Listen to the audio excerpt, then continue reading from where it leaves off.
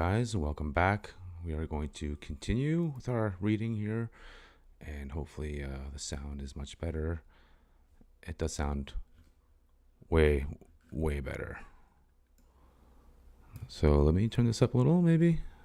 And then, new mic. Here we go. No more scratchiness. And we will continue. But first thing is first here, as usual. We need to give a quick plug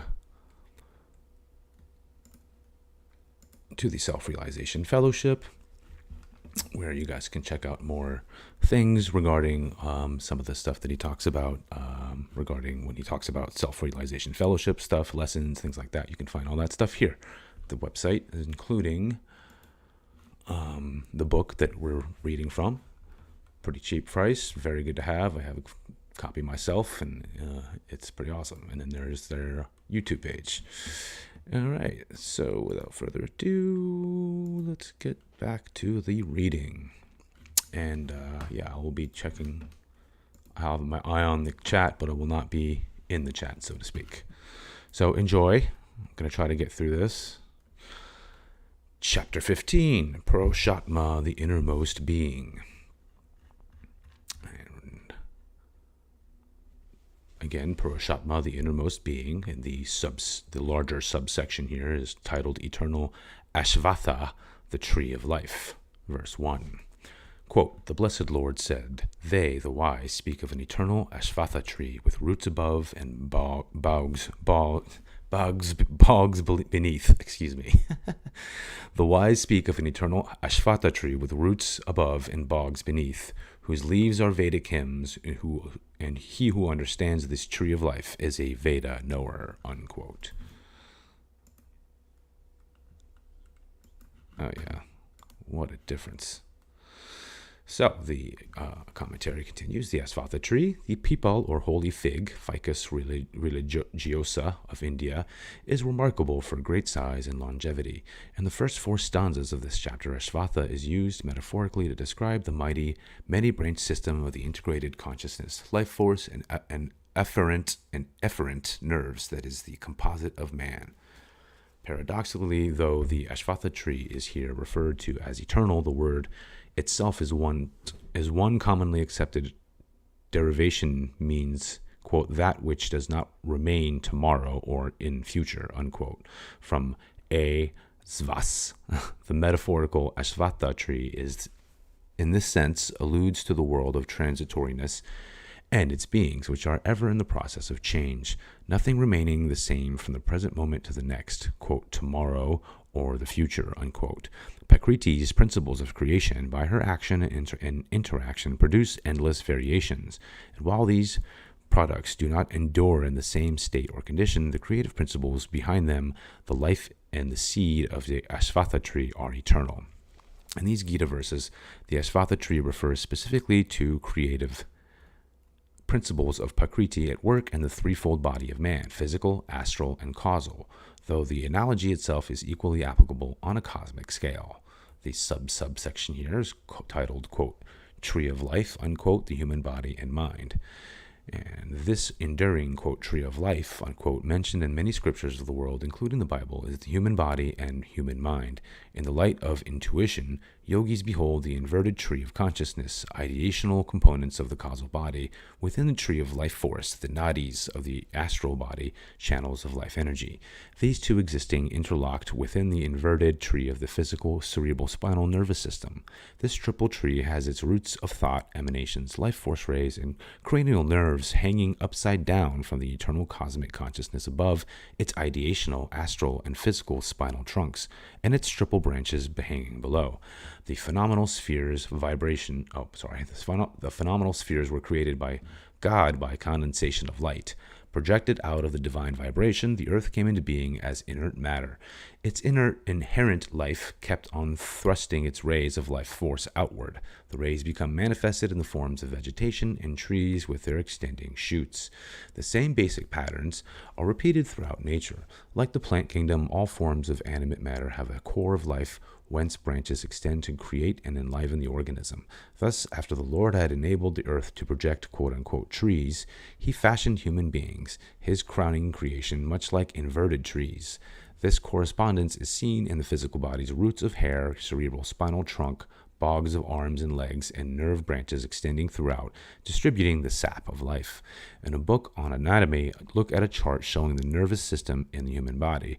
Turn the chart upside down with the brain below and the feet above, and you will see that man's form has a similarity to an inverted tree with a trunk with many branches. Let's see here.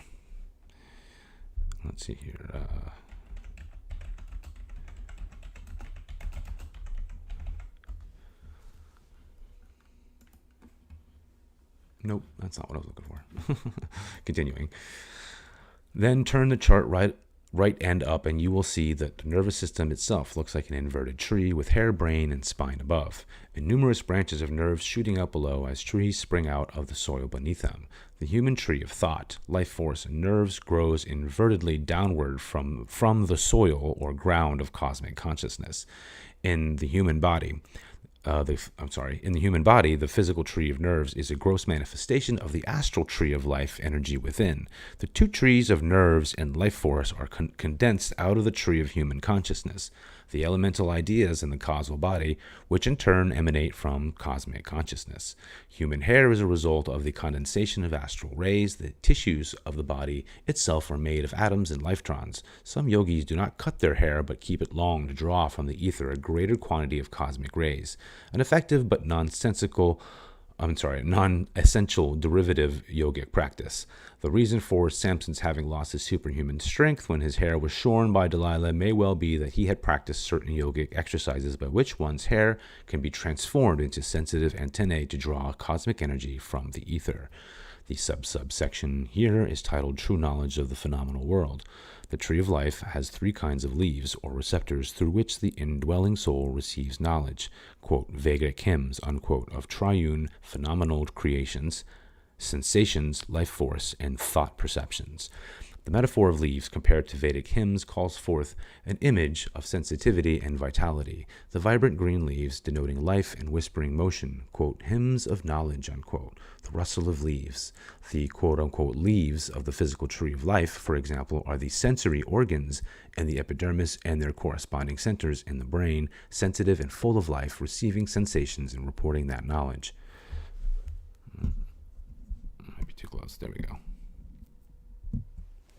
The waving of those sensory leaves suggests the motion of sensation caused in the nerve centers through which we receive knowledge about the body and the world. Through the help of sensory commotion, we see colors and forms, hear sounds, taste food, and so forth. When one perceives the proper integration of physical sensory stimuli with the inner trees of life force and consciousness in the astral and causal bodies, true knowledge of the phenomenal world is produced. A man of self-realization, tuning in with the infinite, can see this mysterious tree of nerves, life force, and thought issuing out of cosmic consciousness. He thus becomes omniscient, a, quote, knower of the Vedas, that is, of all knowledge. The ordinary man is absorbed in sensations which reach him through the sensitive leaves of the spinal tree. He partakes of the fruits of touch, sight, hearing, smell, and taste, and exists among the, quote-unquote, leaves, the sensitive receivers of sensations at the end of the numerous nerve branches. How fascinating. And yeah, okay, things sounds good still. And this subsection's titled Spiritual Interpretation of the Adam and Eve Story. God told the original man and woman, metaphorically called Adam and Eve in the Bible, to, quote, eat of the fruit of the trees of the garden, unquote. But he warned them of, quote, of the fruit of the tree which is in the midst of the garden. Ye shall not eat of it, neither shall ye touch it, lest ye die, unquote. And it's, of course, from Genesis. Spiritually interpreted, these words signify that the Lord wished Adam and Eve to eat or enjoy as human beings the quote-unquote fruits of the fivefold sensory tree, but of the apple, quote-unquote, of sex on the tree of nerves situated in the midst, quote-unquote, of the garden of the human body. God said, quote, do not try to have physical sex experience lest you die, lose your present consciousness of immortality, unquote. The Lord created the, quote, original pair, unquote, Adam and Eve, by the power of materialization through the divine fiat of his will. He placed them in a garden, quote, eastward in Eden, unquote, that is, with their consciousness focused eastward in the spiritual eye of intuitive divine perception.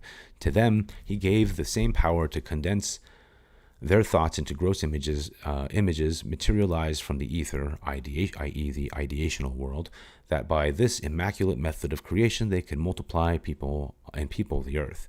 He told them to enjoy the sensations of seeing, hearing each other, talking and eating with each other, smelling the flowers and touching the objects around that he had created. But he warned these first beings not to touch each other's bodies in a carnal way, lest they summon forth a subconscious memory of the animal mode of sexual propagation, which they had known and employed previously in bestial forms. Heretofore, the God's manifestation as individualized souls had evolved upward through the various life forms to instinct-bound animals. God had then introduced souls from the highest evolved animals into the human bodies of the symbolic Adam and Eve. The bodies of these first humans were therefore the result of both evolution, generally evolved from the pattern of animals, and an act of special creation by God as the beginning of the human race. Human beings are above the lesser instrumentality of animals, for they alone possess the potential to express fully divinity because of unique spiritual cerebral spinal centers of divine life and consciousness. Thus, both divine and bestial or subhuman traits characterize man as an embodied mortal. This next subsections, titled Spiritual Significance of the, quote, Fall of Man, unquote. The original prototypes of man and woman had no sexual members in their perfect bodies until after they had disobeyed God's command to them. Quote, they were both naked and were not ashamed, unquote. A harmonious unity between the qualities of positive and negative, masculine and feminine, reason and feeling, unperverted by gross sensual sex attraction. But when the feeling or Eve consciousness in man was tempted by vague recollections of animalistic sexual arousal, then man's reason or Adam also succumbed. When Adam and Eve embraced each other with sensual desire, the serpentine or coiled up energy at the base of the spine, which either lifts man Godward or feeds his senses, stimulated the heretofore undeveloped sex nerves. From this agitation, the sex organs developed. Quote, unto Adam also and to his wife did the Lord make coats of skin and clothed them, unquote. The positive Adam with masculine reason uppermost became male. The negative Eve with a feminine feeling predominant became female. Eden with their state of divine consciousness was lost to them, and, quote, they knew they were naked, unquote. Their purity to see themselves as souls encased in a wondrous triune body of consciousness, life force, and atomic radiation was replaced by identification with the limitations of the gross physical form. Ever since the fall, their descendants have had to reproduce their kind by the gross and complicated process of sexual creation. Adam and Eve, and through them the human race, were required by cosmic law to be subjected to the dualities of good and evil and to experience death, painful change, because they had fortified their omniscient immortality by reverting to animal habits. This next subsection is titled The Divine Progenitors of the Human Race. While the Genesis story in the Bible focuses on the fall of original man, the Hindu scriptures extol the first beings on earth as divine individuals who could assume corporeal forms and similarly create offspring by divine command of their will. One such account in the Hori Purana, Srimad Bhagavata, the first man and woman in physical form, the Hindu, quote, Adam and Eve, unquote, were called Swayambhuva Manu, quote, man born of the Creator, unquote, and his wife Shatarupa, quote, having 100 images or forms, unquote, whose children intermarried with the Prajapatis, perfect celestial beings who took physical forms to become the progenitors of mankind. Sounds just like, the Nephilim, right? Thus, entering the original unique human forms created by God were souls that had either passed through the upward evolutionary stages of creation as Prakriti prepared the earth for the advent of man, or were pristine souls that had descended to earth specifically to begin the world's human population. In either case, original man was uniquely endowed to express soul perfection. Those Adam and Eves and their offspring who maintain their divine consciousness in the quote-unquote Eden of the spiritual eye return to spirit or the heavenly realms after a blissful sojourn on earth. The quote-unquote fallen human beings and their fallen offspring were caught in the reincarnational cycles that are the fate of desire-filled, sense-identified mortals. Mankind in general... let me double-check this here. What is it? Oh, there's more commentary. Mankind in general thus remains reveling in the leaves of sensation of the bodily garden, without understanding its origin in God. But yogis are able to reclaim the lost Eden by withdrawing their minds not only from the such touch sensation of sex, but also from all other tactual contacts, and from the sensations of sight, hearing, smell, and taste. Such yogis ascend the inverted tree of the nervous system, life force, and consciousness to reach the paradise of cosmic consciousness. The ordinary man indulges in the transitory pleasures of the bodily sensations and fleeting thought forms, thereby exposing himself to countless subsequent miseries. But a man of self-realization, being one with the cosmic consciousness of his maker, beholds the human body and mind as delusive thought forms that provide the soul with a means to experience the Lord's cosmic chiaroscuro. I'm not sure what that means. That is why the Bhagavad Gita says that one who understands this triple tree of life, which has its source in God's eternal existence, is a knower of all wisdom, quote unquote, the Vedas. Yeah, sounds great still.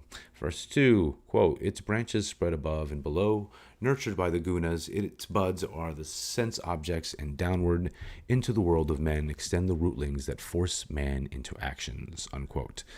The analogy of the Ashvatha tree of life is here further elaborated. Its branches spread both quote-unquote above and quote-unquote below. Extending upward, they give knowledge to the higher realms of being and consciousness, and stretching downward, they confine perception to the sentient physical body and material plane. The life and consciousness flowing through these branches, concentrated either above or below, are nurtured by the gunas, triple qualities, sattvas, rajas, and tamas, according to the ego's response to their good activating and evil influence. Human actions originate primarily from the quote-unquote buds of sensation, the quote sense objects, unquote. These sensations grow on the bodily nerve endings of the sight, hearing, smell, taste, and touch. In a deeper metaphysical analysis, these quote-unquote sense objects are defined as the causal potentials or buds of sensory experience. Sound, or what the ear can hear tangibly, or resistance, what can be felt, form, or color, what the eye can see, flavor, what the tongue can taste, odor, what the nose can smell. Inherent in these supramental potentials are the subtle vibratory creative elements of earth, water, fire, air, and ether. These potentials become elaborated by the sensory organs of perceptions through interaction with the three gunas, and the end result is the manifested quote-unquote object or sensation. Hold on just a second.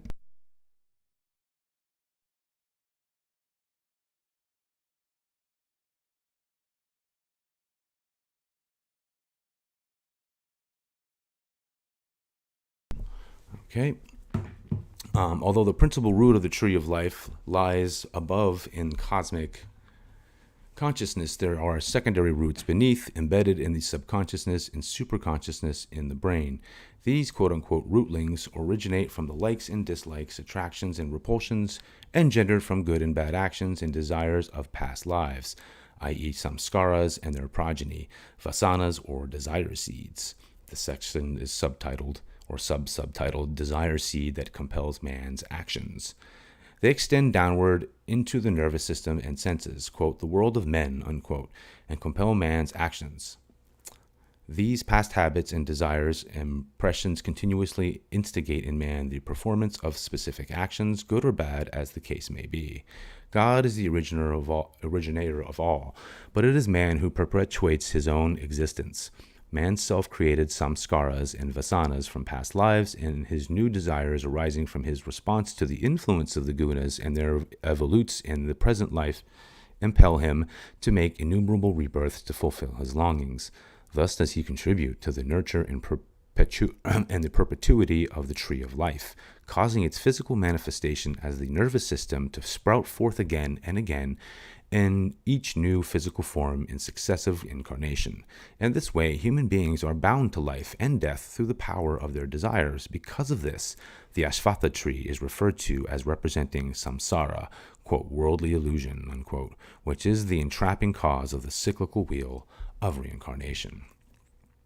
Verses 3 to 4, and pardon me while I take a quick sip.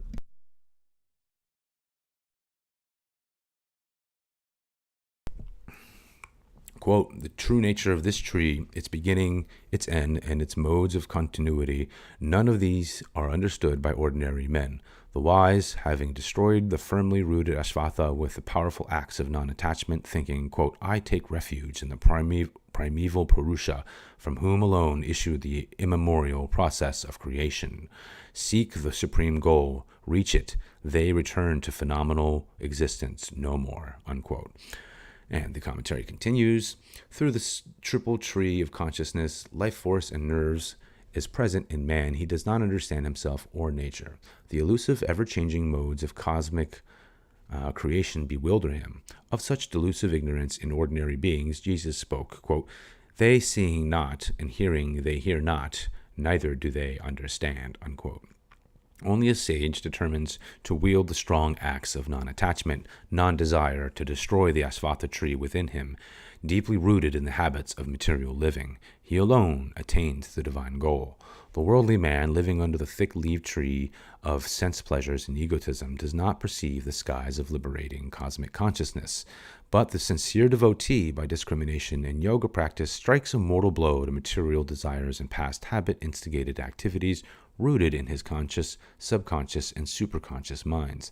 Thus, felling the obscuring tree of material delusion, he beholds in transcendental ecstasy the skies of the infinite. He perceives the cosmic consciousness as the origin, continuity, and end of the tree of life of his body and of the cosmos. By this realization, that God is all, and by freedom from past and present desires, he becomes a liberated being, able to retain his consciousness even in the bodily state, but never again will he be forced by cosmic law to take rebirth on earth. The bigger subsection is titled The Abode of the Unmanifest, verse 5. Quote, without craving for honor, free from delusion and malignant attachment, all longings banished, disengaged from the pair of opposites, pleasure and pain, ever established in the self, the undeceived attain the immutable state, unquote. A short commentary says, the man who has escaped from Maya into cosmic consciousness is filled with the unalloyed supreme bliss. Free from the relativities of delusion, at one with spirit, his immutable self is undistorted by nature's kinetic currents of pride, changing moods with their impulsive desires, misery-producing attachments, and the undulating contrary prayer, passing joys and griefs. Verse 6, quote, there is where no sun or moon or fire shines, that is my supreme abode. Having reached there, men are never reborn, unquote. And the commentary elucidates the taintless yogi referred to in the preceding 3 verses become permanently established in his God union, whether he remains incarnate or leaves the gross realms to abide forever in the transcendental spirit. While in the body, he attains samadhi union with spirit by lifting his consciousness beyond the quote-unquote fire of bodily life energy, the moon, or reflected creative light in the spinal centers, and the sun of the astral thousand-petaled lotus. Thence he enters that realm of cosmic consciousness, which is the Lord's quote-unquote supreme abode, in which even the slightest vibrating tremors of the suns and the moons and the fires of creation are absent. The Bhagavad Gita contains the essence of the wisdom in the Upanishads, summaries in the Vedas. The following thought cited in this Gita verse is found in several Upanishads. Quote, where sun and moon and stars and lightnings dare not peep with their glaring eyes, there I remain in my unmanifested abode. It is my unseen light that appears in the borrowed lights of creation, unquote. When God withdraws his secret light at the time of the end of a cycle, all lamps of nature lose their luminescence. Similarly, when the liberated yogi finally merges in spirit to quote-unquote go no more out, I always want to say go out no more. Go no more out. The light of God issuing from the soul no longer illumines the three bodily lamps, whose forms return to their spirit essence, vanished like mirages on a desert. The unmanifested realm of the omnipresent spirit is eternally free from all vibrations. Sun, moon, fire, and their cosmic and microcosmic manifestations all belong to nature's agitated seas of cosmic vibrations. Just as the eddies below a waterfall cannot disturb the reservoir of water at its source, so the eddies of vibration issuing out of cosmic consciousness cannot create commotion within it. Even the finest vibrations of light or movement are not present in the indescribably subtle limitless sphere of the Lord's vibrationless, omnipresent bliss. Wow, I think I need another drink here. Hold on.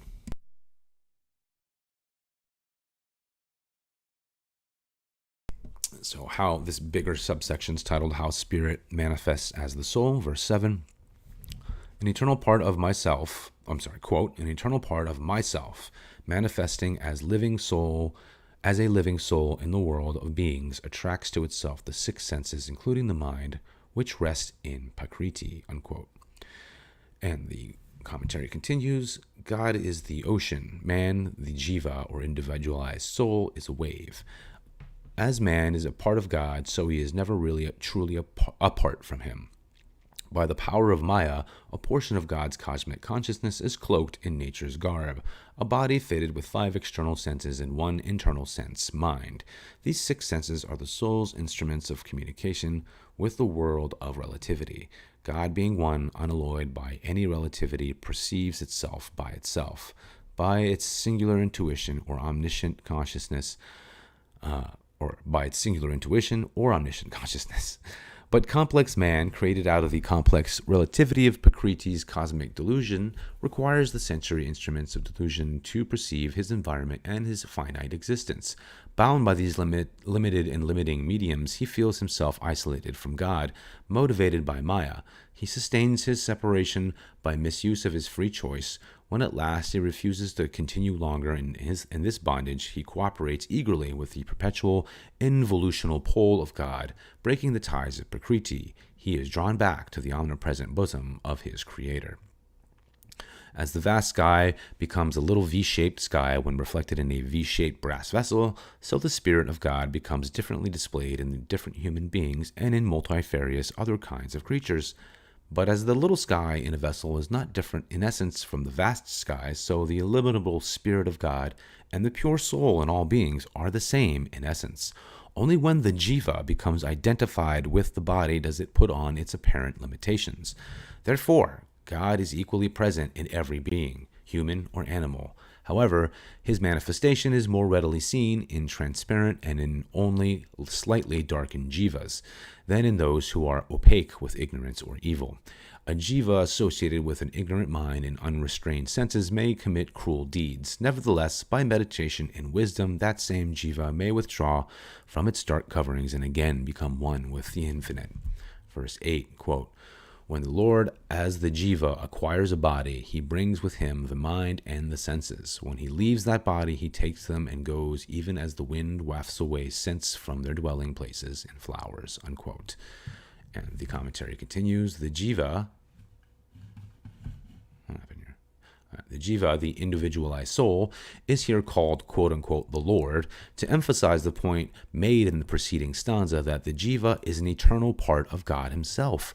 By divine power alone are the bodies of men obtained, maintained, and abandoned. Stanza 8 refers to the subtle or astral body, the linga sharira. Interesting, right? The astral body is called the linga sharira, the abode of the mind, sense perception, and other life principles.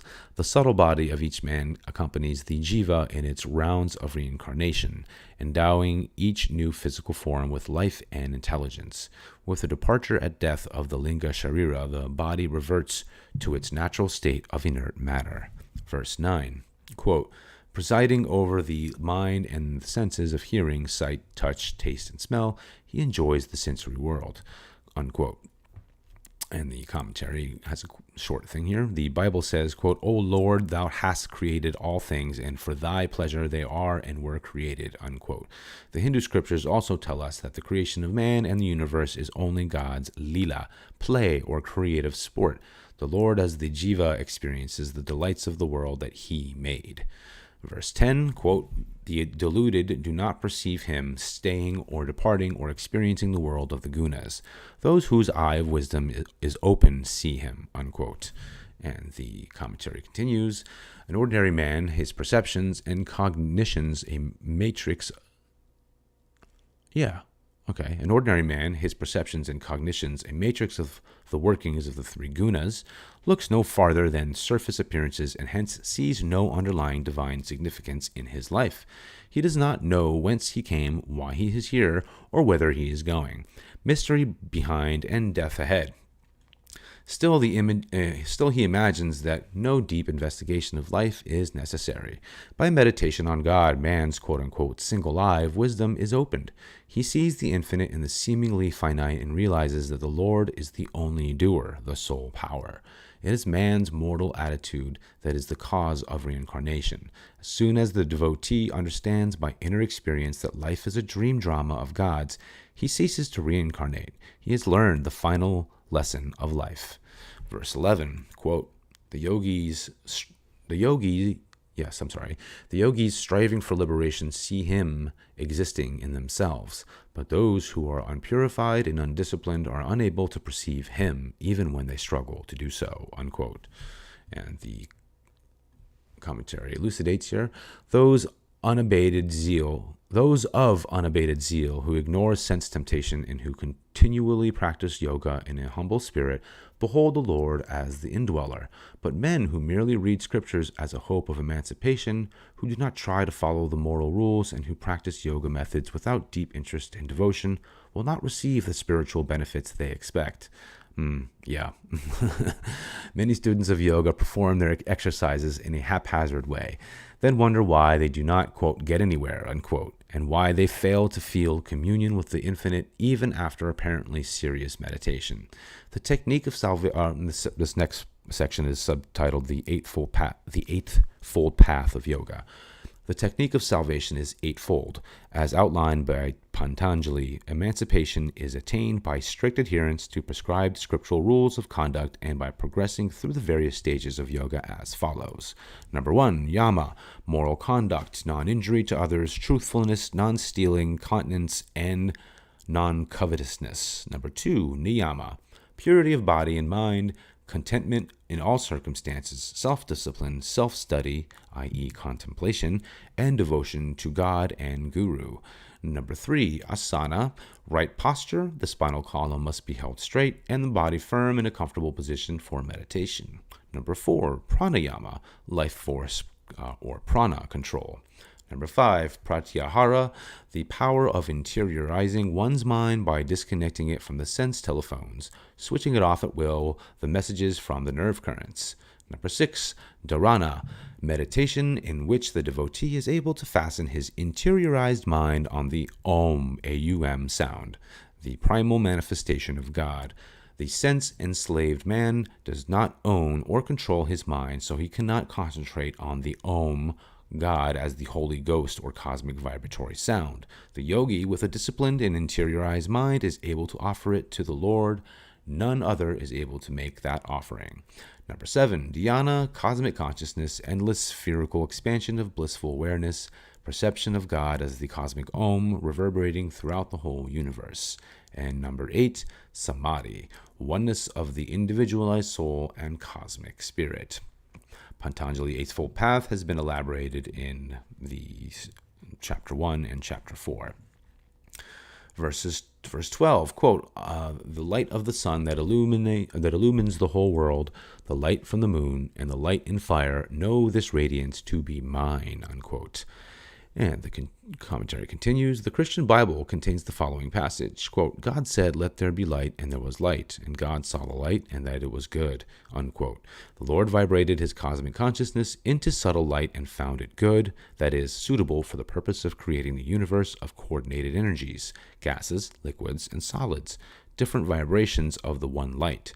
the light of intelligent life energy, the Word, is the first manifestation of cosmic consciousness in creation. When this divine force vibrates more heavily or grossly, it becomes the electrons, protons, and atoms of the universal structure. The sun and moon and fire are composed of the grosser light of electrons, protons, and atoms, which in turn are made of cosmic energy, and cosmic energy emanates from the cosmic consciousness. Therefore, it is the mind of spirit that manifests as the sun, moon, fire, and all other objects and forces in the cosmos. In the microcosmos of man, God's cosmic consciousness vibrates through the individualized soul as the astral light in the thousand-petaled lotus, quote-unquote, the sun, that illumines with life the entire body, which is, quote-unquote, the world, through its reflection, which is, quote-unquote, the moon, in the subsidiary spinal chakras and their radiating energies, which is, quote-unquote, fire. Very, very fascinating.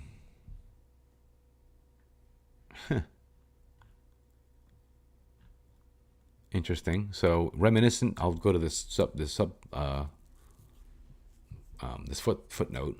The reminiscent of the Lord's words in verses 12 to 15 is this chapter in the ecstatic vision experienced by the Christian mystic Saint Hildegard of Bingen. She beheld, quote, a fair human form, unquote, who said, quote, I am the supreme and fiery force that sends forth all the sparks of life. Death has no part in men, yet do I allow it. Therefore I am girt without wisdom as with wings. I am the living and fiery essence of the divine substance that glows in the beauty of the fields.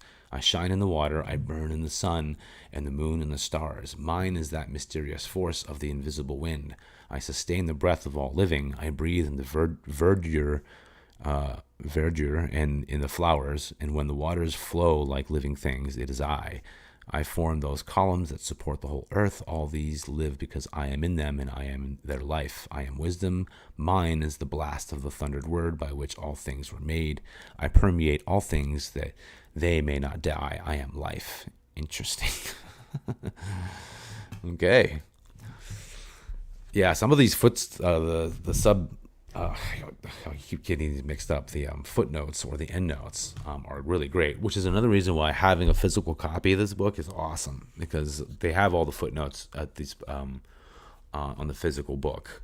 I'm really glad that they didn't do that on this, where they just have hyperlinks to like endnotes, which makes it so much easier to read. So continuing, verse 13, quote, permeating earth with my effulgence, I support all beings having... Oh, wait a minute. I already did that, didn't I?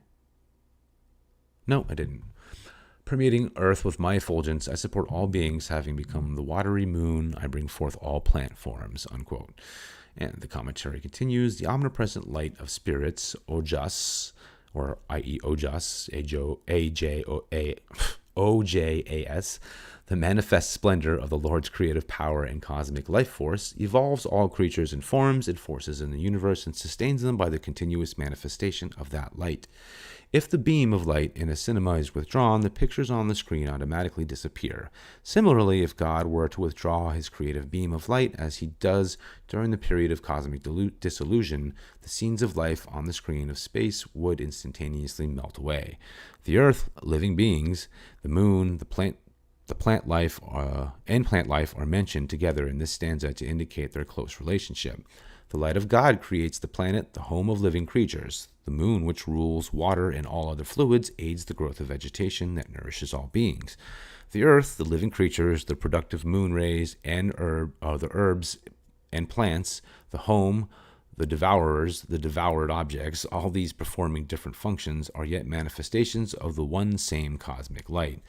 And it also makes you think about this whole idea of Greek myth of Kronos eating all of his children, i.e., right? I mean, it's kind of a metaphor for just nature just constantly consuming itself. Continuing, from a deeper metaphysical perspective, the word Aum, A-U-M, or creative vibration, manifesting as light and life force, is the sustaining and enlivening energy in all beings. Even so-called inanimate forms are alive with God's power with their atoms, manifesting through the elemental principles of nature or Prakriti, the quote-unquote watery moon. All forms, i.e. plants, offshoots, came into being as differentiated rays of the one created light of God.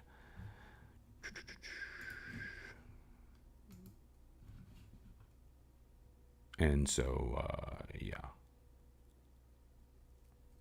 So Ashadi literally means plants, also rendered as Oshadi from Osha, quote, light-bearing, unquote. Interesting. Reference to plant life as being sustained by light through photosynthesis. This metaphorical corollary is that man is similarly sustained by the light of God through the metamorphosis brought about by the action of the elemental principles of Prakriti. That was a good one. Specifically in man, continuing the commentary, specifically in man, God as cosmic nature and the soul as ego create and sustain the body, with the ego as the cognizer of the body and all phenomena. From ego comes the mind with its sensory potentials, quote, plant forms, unquote, of 5 senses of perception, 5 of action, and 5 senses of 5 sense objects, i.e. the 5 elements which being combined together produce sensation or experience of gross matter appearing in solid, fluid, light, and heat, air, or gaseous and etheric form. Some Rasatmaka, or, quote, watery moon, unquote, derives from the usually adopted literal translation, quote, the moon, soma, the essence of character of which is fluid or sapid, Rasatmaka, i.e., unquote, supporting the valid observation of the moon's effect on the earth's watery substances and plant growth. Interpreted in the light of yoga, however, a different analysis becomes obvious. Soma, the moon, is nature, the light or elixir, i.e. soma, of which is the reflection of spirit. Within the light are all the elemental principles of creation born of the bliss, ananda, or soma, of spirit. Interesting. Rasatmaka is nature's microcosmic expression, the sentient soul or ego, the soul that is quote-unquote diminished by expression through the limited and limiting instruments of mind and senses, derived from rasa, i.e. sentient, from the Sanskrit root ras, or rash, i.e. to feel or perceive, and atmaka, i.e. the little or diminished soul, i.e. the ego. This next subsection is titled How the Sense Faculties and the Spinal Chakras Give Perception of the Relative World. Man perceiving scenes of the solid earth, water, fire, or various forms of light, the movement of air causing the tremors of leaves, the vast sky, the ego-conscious human beings in action experiences these different relativities with the various faculties of his cognition, according to their grosser or subtler nature. Earth or solidity, the grossest expression, is experienced with all 5 senses, each of which has its subtle origin in the astral spinal centers from the coccygeal or earth chakra to the cervical or etheric chakra. In ascending order, they are smell, taste, sight, touch, and hearing. Water is that which is true to all the senses except that of smell. Light, finer than the tangible water, is perceptible through the senses of sight and touch, through heat and hearing, sound or vibration being the ultimate property of light and all manifestation, and smell and taste are void. The invisible air is perceived through touch and hearing. Sight is now also absent except by inference through the movement caused by air, as in the motion of leaves or clouds. The sky and all space stretching to infinity and secreted even in between the minutest particles and atoms is etheric, the subtlest of gross manifestations, which can only be inferred as the vibratory screen or background for all cosmic manifestations, perceptible only by the sound that vibration as the cosmic aum or om. Beyond the sense objects are the producer cognizers, the even finer substances, the minds and egos of sentient beings in the cosmic drama. So it is evident that although solids, liquid, fire, and light, i.e. energy, air, i.e. life force, and ether, as also mind and ego, are relativities of one essence, consciousness, still the cognizer has to perceive them as grosser or finer forms of manifestations. Let's check this out. Let's continue. And this subsection's title, Perceptions of Finer and Grosser Forms of Manifestation Depend on the Various Instruments of Human Cognition. Thus, even though the objective world of the 5 elements in mind and ego and man are all relativities of God's one light of cosmic consciousness, they nevertheless are perceived differently. The grosser forms of matter by the senses and mind, and the finer forms of mind by the ego. In the yogi, the spiritualized or subtlest ego is perceived by its own subtlest medium of knowledge. Intuition is issuing from the soul. This subtlest ego, the jiva, or soul expressing through the bodily instrument, gives reality to the subtle mind. The subtle mind gives reality to the grosser senses, and the grosser senses give reality to the gross sense objects. Accordingly, the perception of the mind, the action of the senses, and the experience of the object of the senses would become void without the perception of the ego. Hence, the subtlest ego, identified with both the soul and the body, can be spoken of as the sustainer of the grosser mind and its perceptions, cognitions, and interactions with matter, the grossest form of creation. So it is that the supremely subtle omnipresent spirit sustains by its ubiquitous light issuing from cosmic consciousness all the subtle forms of consciousness and all the grosser manifestations of creation. This unseen beam of spirit gives reality to the inanimate and animate objects in the cosmic motion picture, perceived by various instruments of human cognition: ego, feeling, intuition, mind, and the senses. When the yogi withdraws his mind and senses from the perception of the various forms of matter and rests his mind on the omnipresent light of God, he uses only his one sense of cosmic intuition and perceives the singular absolute manifested as both God and creation. Verse 14, quote, having become Vaishvanara, i.e. fiery power, I exist in the body of living creatures, and, acting through prana and apana, I digest food that is eaten in 4 ways, unquote. And the commentary will elucidate that. God's cosmic light is present in man's digestive system as Vaishvanara, the fiery power of assimilation, which works in conjunction with prana, the crystallizing, metabolizing life current of digestion, and with apana, the poison and decay eliminating life current. Through the proper actions of these 2 currents, man assimilates, quote-unquote, food, necessarily bodily in nutrients of 4 kinds, of which must be ingested in 4 different ways: masticating, sucking, licking, and swallowing. The yogi, this is special significance. He sustains bodily life by the life force distilled from quote-unquote food that is ingested by, quote, 1, mastication, wholesome solids; 2, sucking, pure liquids; 3, licking, quote, eaten with the tongue, unquote, see Kachari Mudra; and 4, direct swallowing requiring no chewing, sucking, or licking, the quote-unquote swallowing or ingestion of life force from the oxygen in the breath or from the inner life currents through Kriya Yoga. Interesting. So that's the more spiritual swallowing.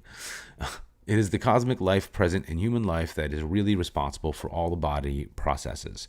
Greedy, intemperate living in this or a prior life affects the proper function of a glandular secretions and digestive juices, impairing one's health. When the prana life force current is thereby disturbed, the eliminating current of apana is automatically affected and producing disease in the body. The subsections titled Healing the Body with God's Cosmic Life Force.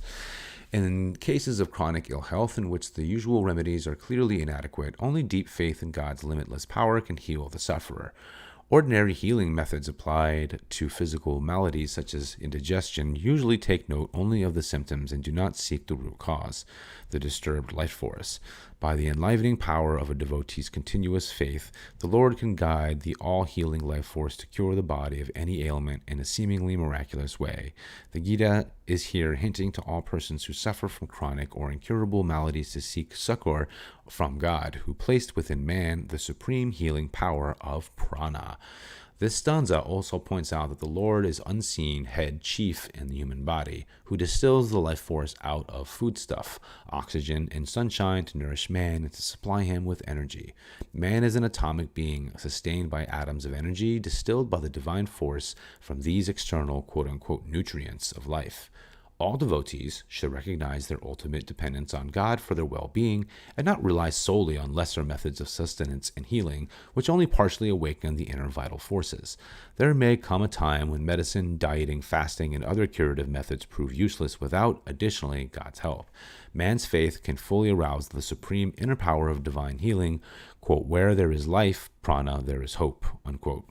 True yogis, by the practice of scientific pranayama, and such as Kriya Yoga, neutralize and control the crystallizing current of prana and eliminating the current of apana, thus arresting growth and its concomitant decay.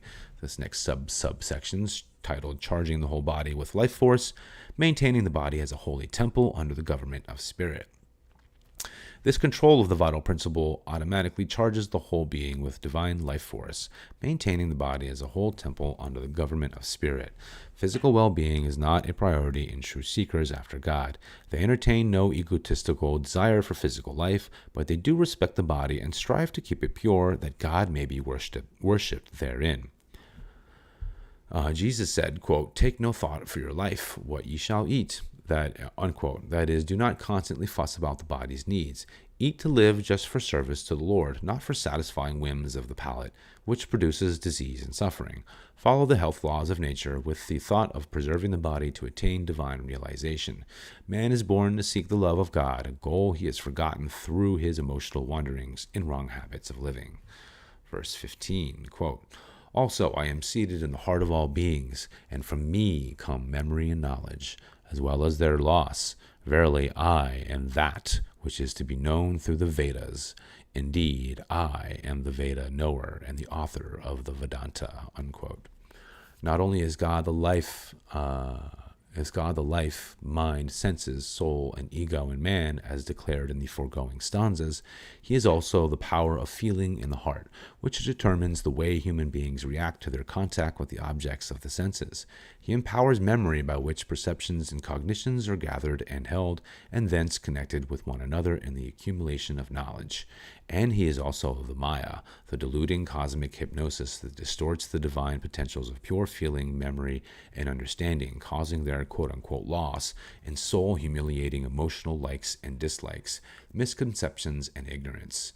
Deluded beings become attached to their bodily instruments and personalize all their experiences, trying to bend them according to their own inclinations, not realizing that the Lord is the sole playwright. However, it is the actors themselves who choose what parts they will play. The devotee embraces the roles that lead to liberation. He strives to attune himself to God, and by ecstasy becomes free from the maddening, misery-making pairs of opposites he confronts on the stage of life. He realizes that though the enactments of limiting human perception, memory, and the entangling emotions of the heart are a part of God's drama, they lose their reality and hold on him when by pure feeling, divine recollection, and wisdom, he re-identifies with his true self. The ordinary person, immersed in his Maya hypnotized existence, remains in ignorance, deeming himself to be a physical being. This emancipated devotee lives in the awakened memory of his divinity. The yogi, who is one with omnipresent God, sees him seated in all men in the heart, memory, and powers of perception, not only confusing mortals through Maya's distortion of these powers, but also dissolving those deluded states of consciousness in self-realized souls. God is the essence of all knowledge. He is the source of all the wisdom in the Vedas and in the Vedanta, i.e. the Upanishads, the omniscient knower of all truth to be known, i.e. Veda, and the author of that complete knowledge, i.e. Vedanta. He directs the process of all forms of human cognition. He is the consciousness of all sentient beings, angels, deities, yogis, ordinary men, goblins, animals, and all other forms of life. The Lord knows all the states of the soul as it descends from spirit into the human form. He knows all the perceptions of the body-bound soul, all its sensory and motor experiences during the state of delusion. He knows also the perceptions of the soul as it climbs back towards his liberating presence. Excuse me, I had a cough.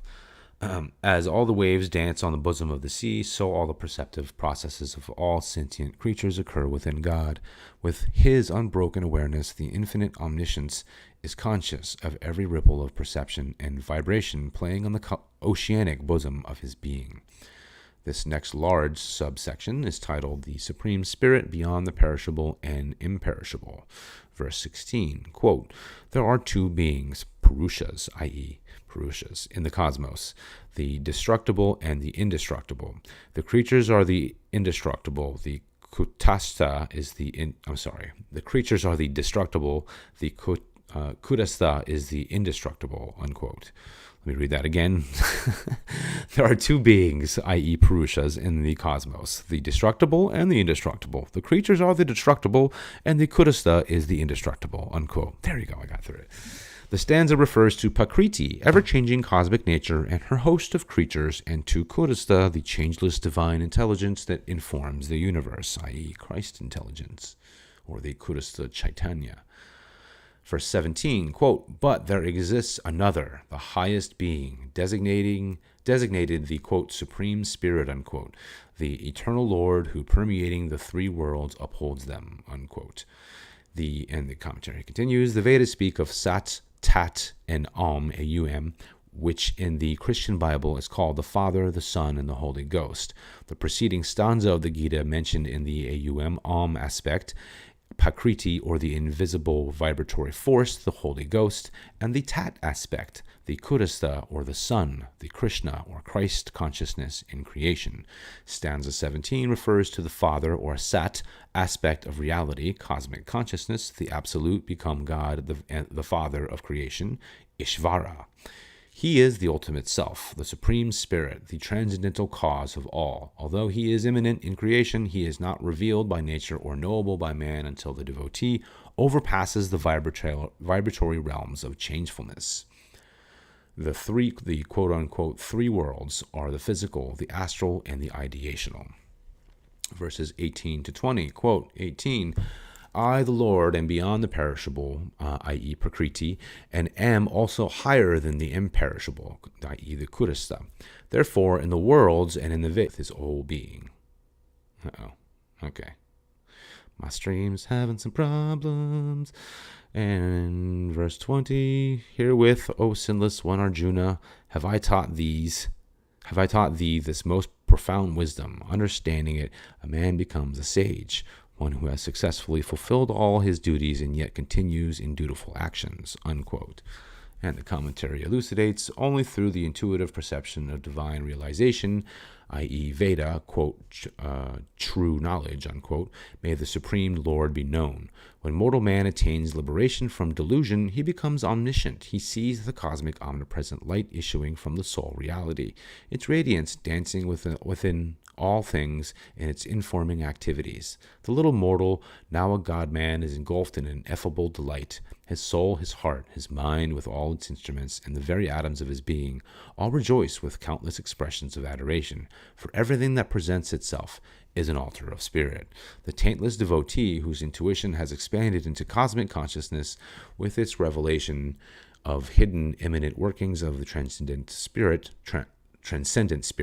has attained the ultimate. No more is he a dupe of delusion upon whom actions are enforced. Ensconced in wisdom, he freely acts through the God-given instruments of nature, without the ensuing bondage caused by egotistical motivation in him.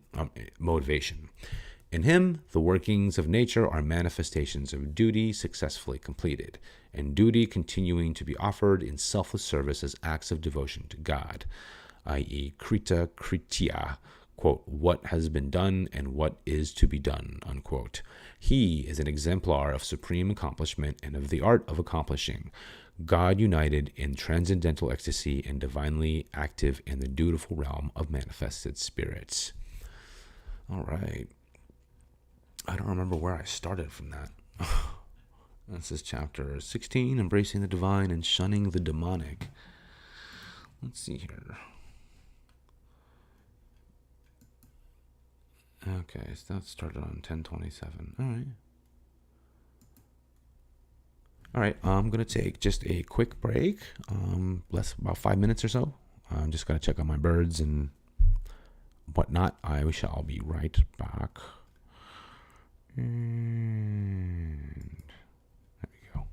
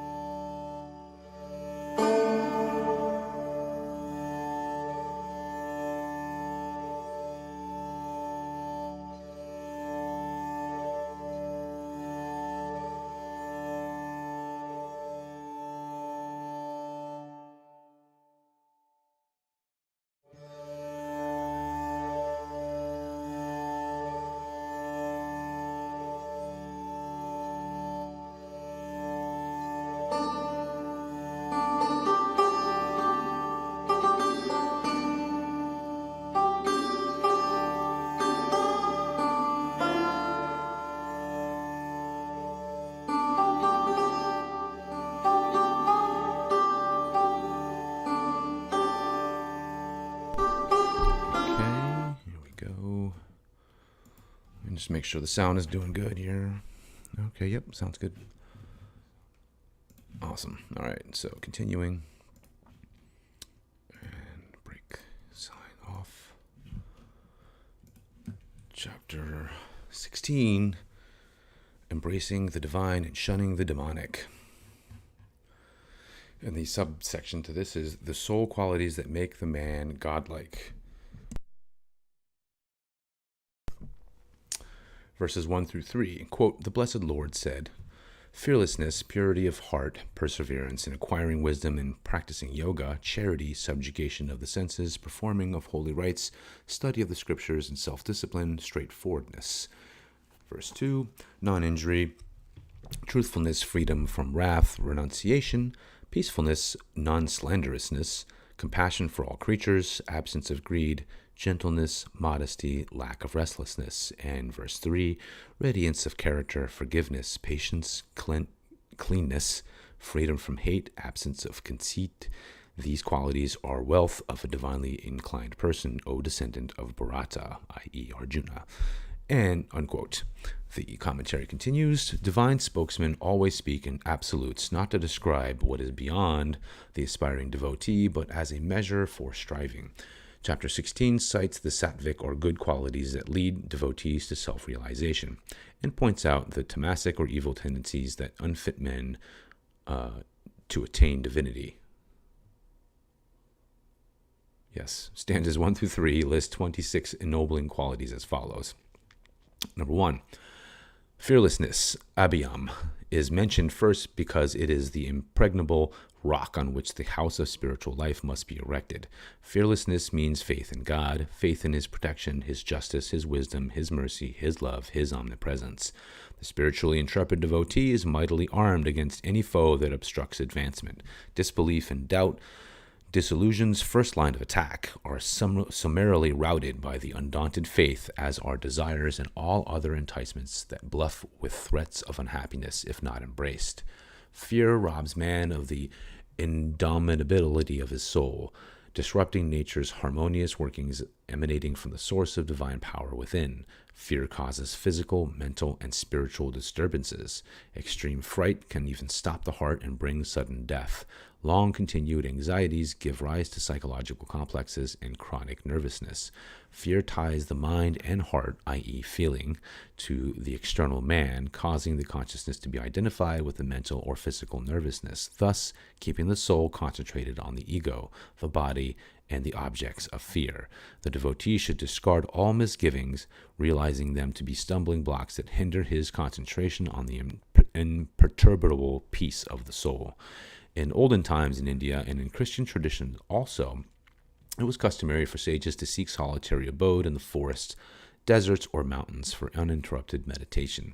These remote areas, free of civilized invasion, were the natural habitat of such creatures as snakes, scorpions, and predatory wild animals. In India, even in this present age, we grew up with inspiring tales of eyewitness accounts of reclusive saints whose sole companions were cobras and scorpions, placidly seeking warmth against the saint's body, or fearsome tigers becoming quote-unquote pussycats, and who has not thrilled to the legend of St. Francis of Assisi, who tamed the bloody lusts of the wolf of Gubbio. Beasts are conscious of the divine vibrations emanating from saints, because God-knowing saints see the Lord in everything, not in imagination, but in realization. They neither harbor fears nor arouse defensive fear in the Lord's creature kingdom.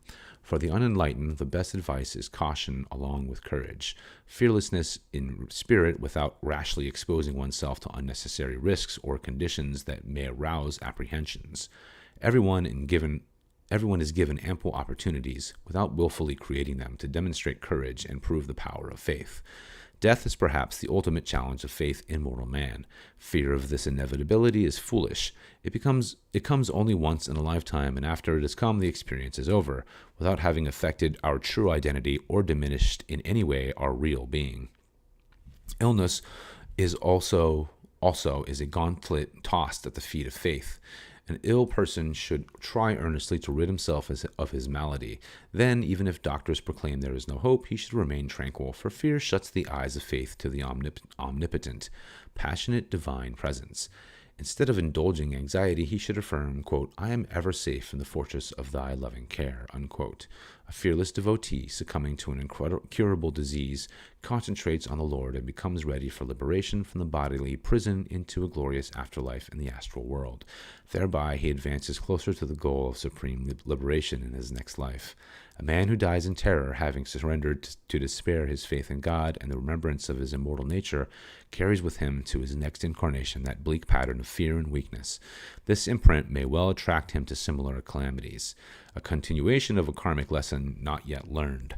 The heroic devotee, however, though he may lose the battle with death, yet wins the war of freedom.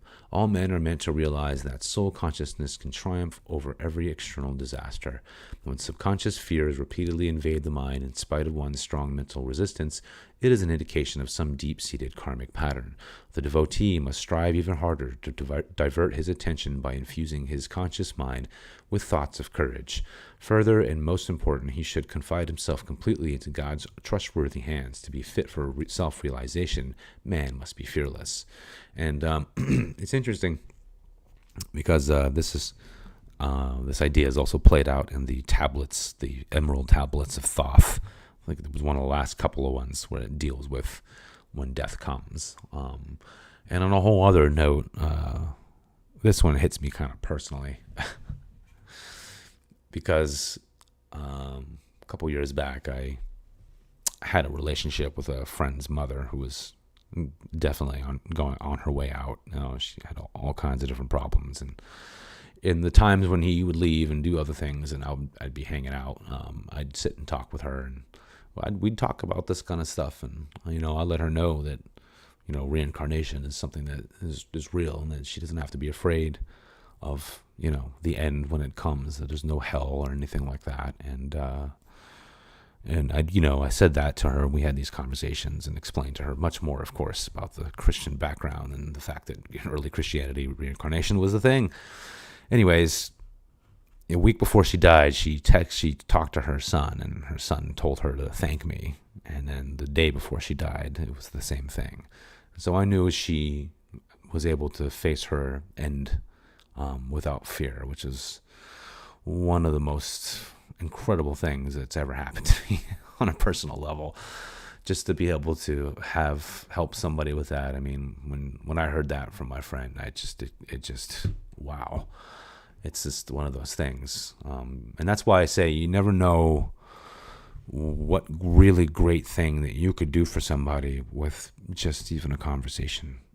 Don't have any attachments, i.e., right? Don't have any attachment to the fruits of your actions. Just do things because you feel the need, and you can read the room, quote unquote, I guess you could say. You can read a person to understand that, maybe through you can actually have a real effect on somebody's life, and you may never know it, which is why having no attachments to the fruits is such an important thing. Anyways, I digress. Number 2, purity of heart, sattva samshuddhi, means transparency to truth. One's consciousness should be free of the distortions of attachment and repulsion to the same objects. Likes and dislikes for external likes and dislikes for externals taint the heart with gross vibrations.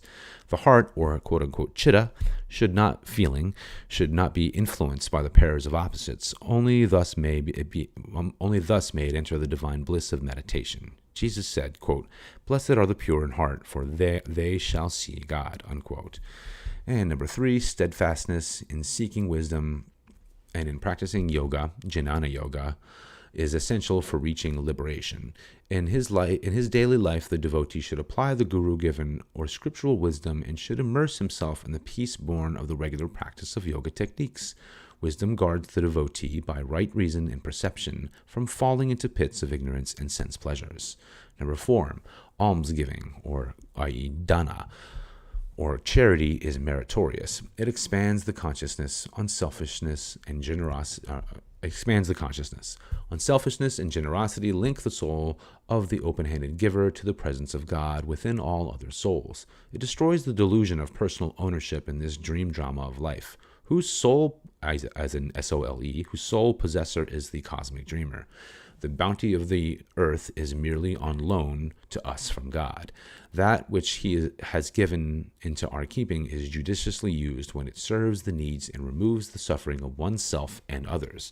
The true devotee, spontaneously from his expanded heart, wishes to share with others his possessions, knowledge, and soul insight. And that one is SOUL, insight. His unselfishness is the natural outreach of those who love God and realize his imminent omnipresence. Jesus wept for the ignorant, the poor, and the afflicted because he saw God suffering in them. Those whose feelings have become universal with love and compassion give their lives and their all in service to God and his children. To bestow money on poor persons who will use it to injure themselves by buying liquor instead of bread gives encouragement to sin. Similarly, pearls of wisdom should not be cast before mentally rebellious and unappreciative men, but the discriminative devotee who wisely shares his wealth, knowledge, and spiritual treasures to the benefit of those who are needy, worthy, and receptive fits himself for liberation. Number 5, self-restraint, or i.e. Dhamma, is the power to control the senses when they are excited by the pleasant sensations of sight, hearing, smell, taste, or touch. A devotee who is master of his senses is ready for emancipation. He who succumbs to temptations will remain entangled in sense objects, far removed from soul knowledge. Every indulgence in any form of sense lures reinforces the desire for that experience. Repetition leads to the formation of nearly unshakable bad habits. Number 6, religious rites, or yajnas, are enjoined by the Vedas and other great scriptures. A devotee, according to his state of development, may perform the symbolic physical rite of pouring clarified butter into fire, or the mental rite of burning wrong desires in the flame of wisdom, or the yogi's spiritual rite of consuming human restlessness in the fire of soul ecstasy.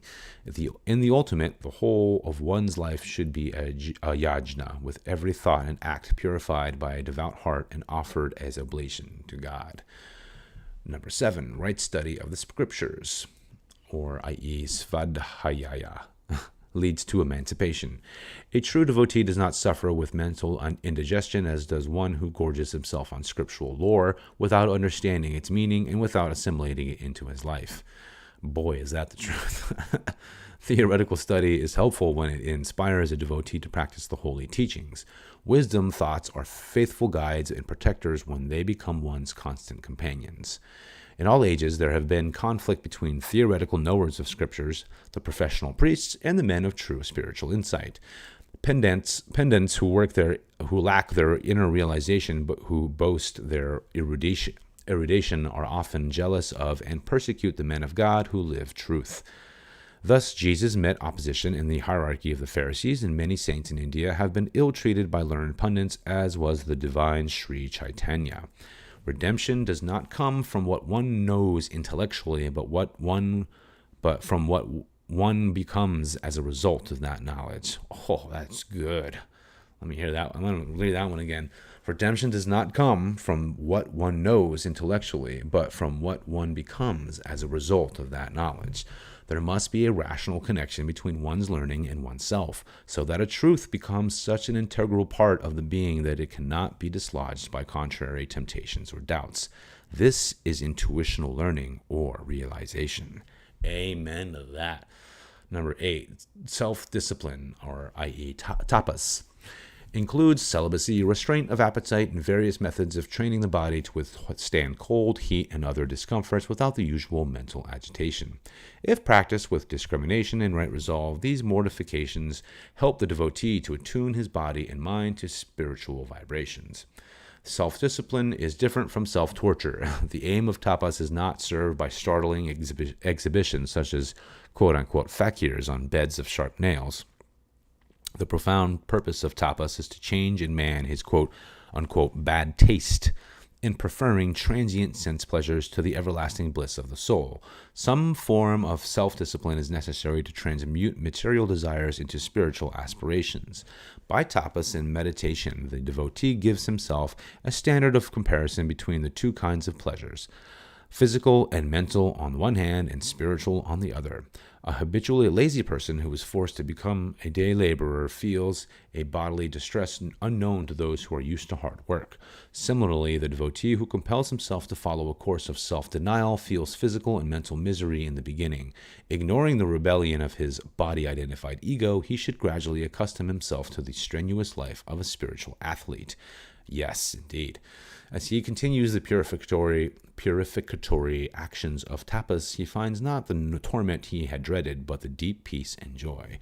When man savors even once the superior joys of the inner heaven, he realizes his past misjudgment. He now finds himself overwhelmed with happiness.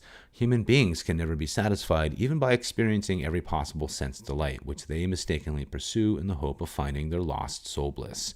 Austerity, self-denial, renunciation, penance are all means, not ends. The real goal is to regain through them the infinite realm of spirit. As a poor man is glad to discard his rags when he becomes rich, so the successful God-seeker, entering the world of bliss, jubilantly casts away all shabby material attachments. Number 9, straightforwardness, or arjavam, is a quality of honorable men. It denotes sincerity. The eyes that see God are honest and artless. He who is free from deceit may gaze on the utter innocence.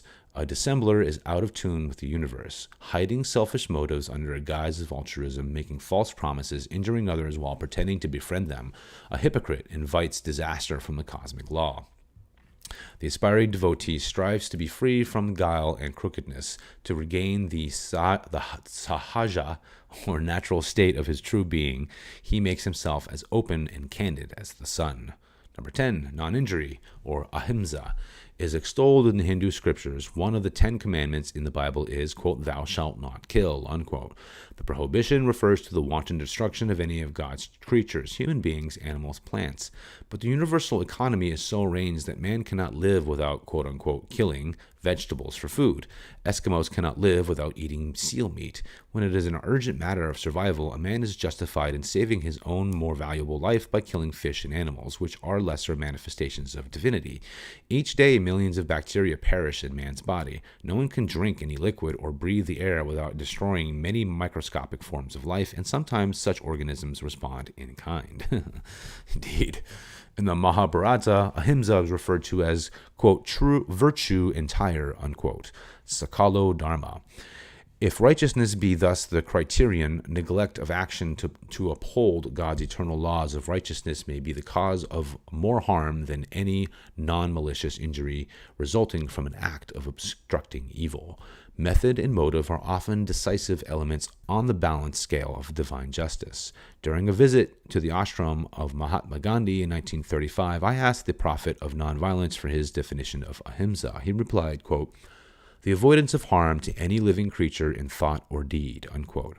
A man of nonviolence neither willfully gives nor wishes harm to any. He is a paradigm of the golden rule, quote, "Do unto others as you would have them do unto you." Number 11, truth, satya, is the foundation stone of the universe.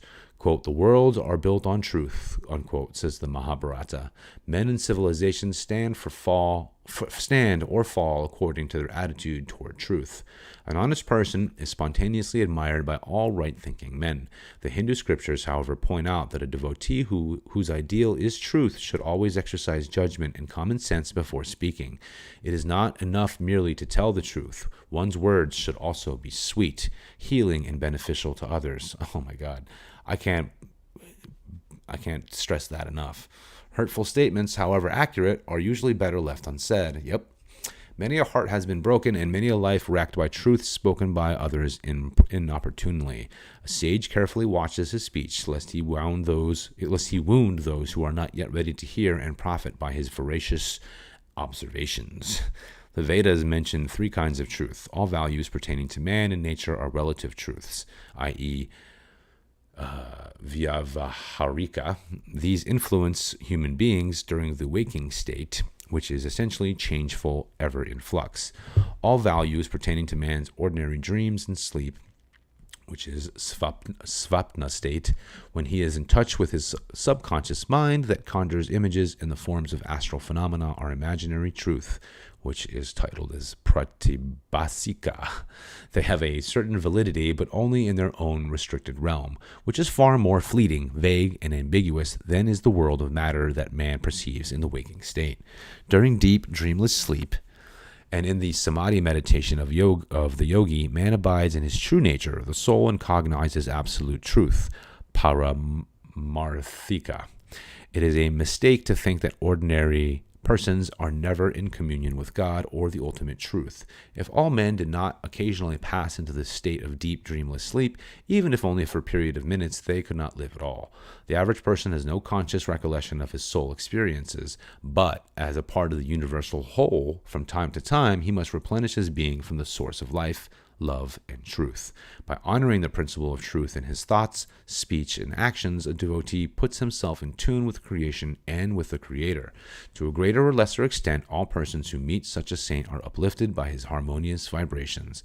The true man of God is freed from the painful dualities and contradictions of relativity and is fit at last to enter the final refuge of absolute truth.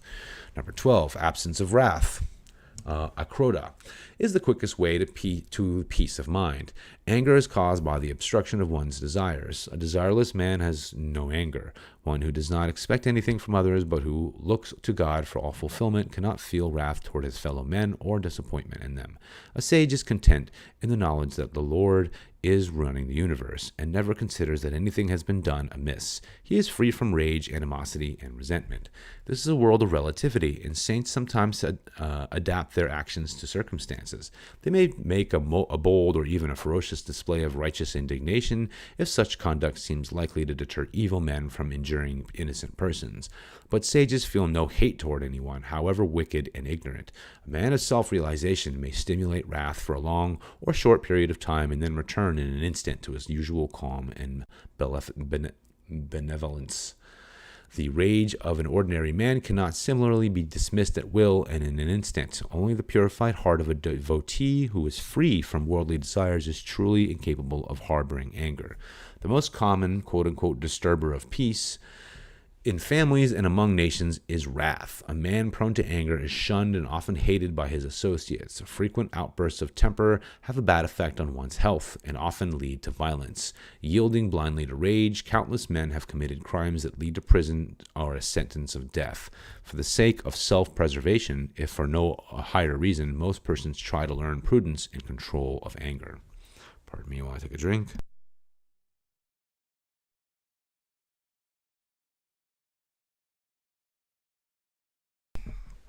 Number 13, renunciation or tyaga is the wise path trod by the devotee who willingly gives up the lesser or for the greater. He relinquishes passing sense pleasures for the sake of eternal joys. Renunciation is not an end in itself, but clears the ground for the manifestation of soul qualities. No one should fear the rigors of self-denial. The spiritual blessings that follow are great and incomparable. To engage in actions without desire for their fruits is true tyaga. God is the divine renunciant, for he carries on all the activities of the universe without attachment to them. Anyone aspiring to self-realization, whether he be a monastic or a householder, must act and live for the Lord without being emotionally involved in his drama of creation. Number 14, peace or shanti is a divine quality. A true yogi, one united to, quote, the peace of God, which passeth all understanding, unquote, is like a lovely rose, spreading around him the fragrance of tranquility and harmony. And of course, that quote was from Philippians chapter 4, verse 7. Everything in the phenomenal world displays activity and changefulness, but tranquility is the nature of God. Man as a soul has within himself that same nature of calmness. When in his consciousness he can level and still the three mental stages of upheaval, the waves of sorrow and gladness, and the dips of indifference between them, he perceives within himself the placid ocean of spiritual soul calmness, expanding into the boundless sea of tranquility in spirit. Number 15, absence of fault-finding and calumny, which is apaishumnam. hastens one's spiritual evolution by freeing the mind from concentration on the weaknesses of others to focus wholly on the full-time job of bettering oneself. A person who, like a detective, is busy observing the shortcomings of others gets a false conviction of superiority, either that he himself is free from those blemishes or is otherwise qualified to appraise others. A critical person rarely perfects his own life. A habitual critic is like a fly that sits on the moral sores of others. A true devotee, like a bee, sips the honey of good qualities from the hearts of his companions. Jesus said, quote, "Judge not that ye be not judged, for with what judgment ye judge, ye shall be judged, and with what measure ye mete, it shall be measured to you again. And why beholdest thou the mote that is in your brother's eye, but considerest not the beam that is in thine own eye? Or how wilt thou say to thy brother, Let me pull out the mote out of thine eye, and behold, the beam is in thine own eye? Thou hypocrite, first cast out the beam of thine own eye, and then shalt thou see clearly to cast out the mote of thy brother's eye," unquote. I really wish he wasn't using the King James Bible. Evil-minded disparagers, gossipers, and slanderers embrace the false notion that they can make themselves taller by cutting off the heads of others. On the contrary, there is no greater diminishment of character than in such behavior. Backbiters offend the God in others and in themselves. The virtuous unassumingly uplift others along with their own rise to heights above the small meanness of lesser fellow beings. A person who takes pleasure in slander and backbiting never knows the happiness of helping others by wise counsel and encouragement. Denunciation discourages and angers the wrongdoer. In their hearts, most men are aware of their infirmities and moral sores. These cannot be healed by caustic irritants of castigation, but only by the soothing salve of love. Nobody trusts those who spread evil instead of good. The gossips, the busybodies, the detectors of other frailties. Lord does not publicly expose anyone's shortcomings, but gives all men a conscience and the change to correct themselves in the privacy of their souls. Jesus advised the would-be executioners of an adulteress when they were about to stone her, quote, "He that is without a sin among you, let him cast the first stone at her," unquote. The accusers, remembering their own transgressions, slunk away. Great-hearted persons are ever ready, like Christ, to free the sinner by love and to spare condemnation. Number 16, compassion toward all beings, i.e. daya, is necessary for divine realization, for God himself is overflowing with this quality. Those with a tender heart can put themselves in the place of others, feel their suffering, and try to alleviate it. But daya, the law of, quote, an eye for an eye and a tooth for a tooth, unquote, and the stern exactions of karma are modified. If the Lord did not show mercy and give special amnesties and divine paroles from sin, his erring children would suffer indefinitely, life after weary life. Provided a man tries by self-discipline to remove the mountainous load of his past errors, God comes to the rescue. When he feels that his child is sufficiently repentant of his offenses, he destroys the age-old darkness of sin, instantaneously manifesting the liberating light of his presence. Gautama Buddha was an incarnation of mercy. It is told that he even offered his own life to save a goat that had been made ready for sacrifice. The king who was performing the rites spared the animal's life and became a devout follower of, quote, the enlightened one, unquote. The human father, if he is wholly guided by the masculine principle of reason, will judge his son's fault according to the law. But the mother, filled with the tenderness of feminine feeling, is a symbol of divine compassion. She will forgive the son even if he is a murderer. Devotees find profuse remissions of sins in worshiping God as the ever-merciful divine mother instead of the mathematically minded divine judge who dispenses justice through karmic law. Number 17, non-covetousness, absence of greed, which is alalutvam, is possessed by one who has mastered his senses and hence harbors no desires for gross pleasures and material objects. Absence of greed and envy are characteristic of true devotees whose minds are absorbed in inner joys. In comparison, the world has nothing to offer. Number 18, Mardavam is characterized by number 18 is gentleness, which is Mardavam in Sanskrit, as characterized by spiritual patience. God is ever gentle with his erring children and unoffended, remains quiet when they revile or ignore him, and all men who are in divine attunement are kind and forbearing. A gentle person attracts friends on earth and also, more importantly, attracts the Lord, the friend of all friends. A spiritually patient man does not feel ill will toward anyone, even the most evil. Number 19, modesty, or hri, is the power to feel shame at any wrongdoing and to be willing to correct oneself. A complacent man is immodest and develops a superiority complex. Devotees who exaggerate their spiritual attainments desist from a deep search for self-realization. A humble seeker wins the attention of the shy and modest Almighty God. Scriptures teach that modesty about one's body is a special ornament to women, but when I see some of the coarseness displayed between young boys and girls today, I say modesty is a quality much needed by both sexes. Boy, is that even more true now than when he wrote this 70-something years ago. Brazen behavior attracts wrong companions who satisfy their lust and then forsake the one they have wrongly used. Ooh, that's so true. The purity of modesty will attract its own virtuous kind. Modesty, as a sense of spiritual shame, is the mark of a sensitive person who easily recognizes his faults when they are pointed out to him. Being ashamed, he eradicates them. A man undeveloped in soul delicacy is rebellious, sarcastic, or indifferent when advised to mend his ways. The real devotee is always modest, aspiring to attain God by removing all his mortal imperfections through following the advice of his guru or other spiritual superiors.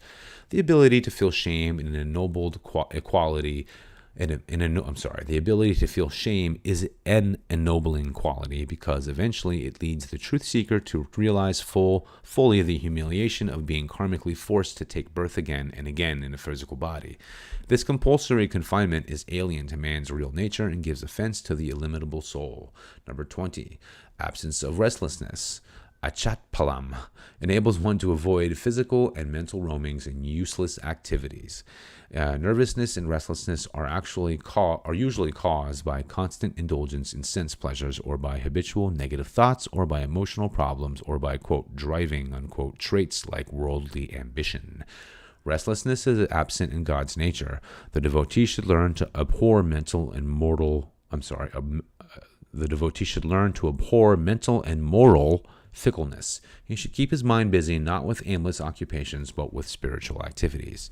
And again, anything can be spiritual activities if that's part of your every moment kind of idea, right, as you live. Number 21, radiance of character, tejas, comes from the cosmic fire of God's supreme consciousness, the flame of awareness within man and other sentient creatures.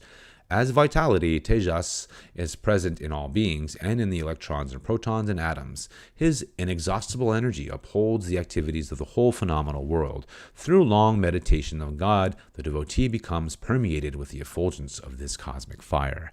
Tejas bestows on man mental and moral boldness and the irradiation of irresistible confidence in righteousness that emanates from devotees who have felt within themselves the surety of the divine power. Such experiences develop a heroic spiritual nature. Many valiant saints have chosen martyrdom rather than renounce their faith. Divine radiance in the devotee is further characterized by a natural unfoldment of spiritual magnetism as an unassumed vibratory aura of goodness and a quiet outer expression of deeper inner joy. Number 22, forgiveness, which is kshama, in the man of God consists in not inflicting or wishing to inflict punishment on those who harm or wrong him. He knows that the cosmic law will see to it that all injustices are rectified. It is unnecessary and presumptuous to attempt to hasten its workings or to determine their form. Retribution in the hands of the immutable law of karma has for its proper and far-seeing purpose the eventual spiritual redemption of the sinner. And I will say this is a big one. This one's huge because it's so true. I sort of recently had gone through an experience, and there are a number of different things that I could have easily done, and I just kind of took this exact type of situation,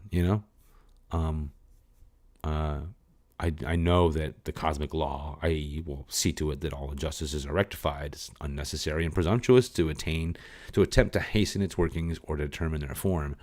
And that's the thing. It's like that's a tough part for a lot of people. And it's an easy way. I mean, there's a lot of ways that one can learn how to forgive. The one wrong way to learn how to forgive is, I am going to rise above the situation and forgive you because I'm a better person. That is fully on a materialistic, egotistical plane, let's just say, level. But this whole idea is the understanding that people really don't know what the hell they're doing in life most of the time.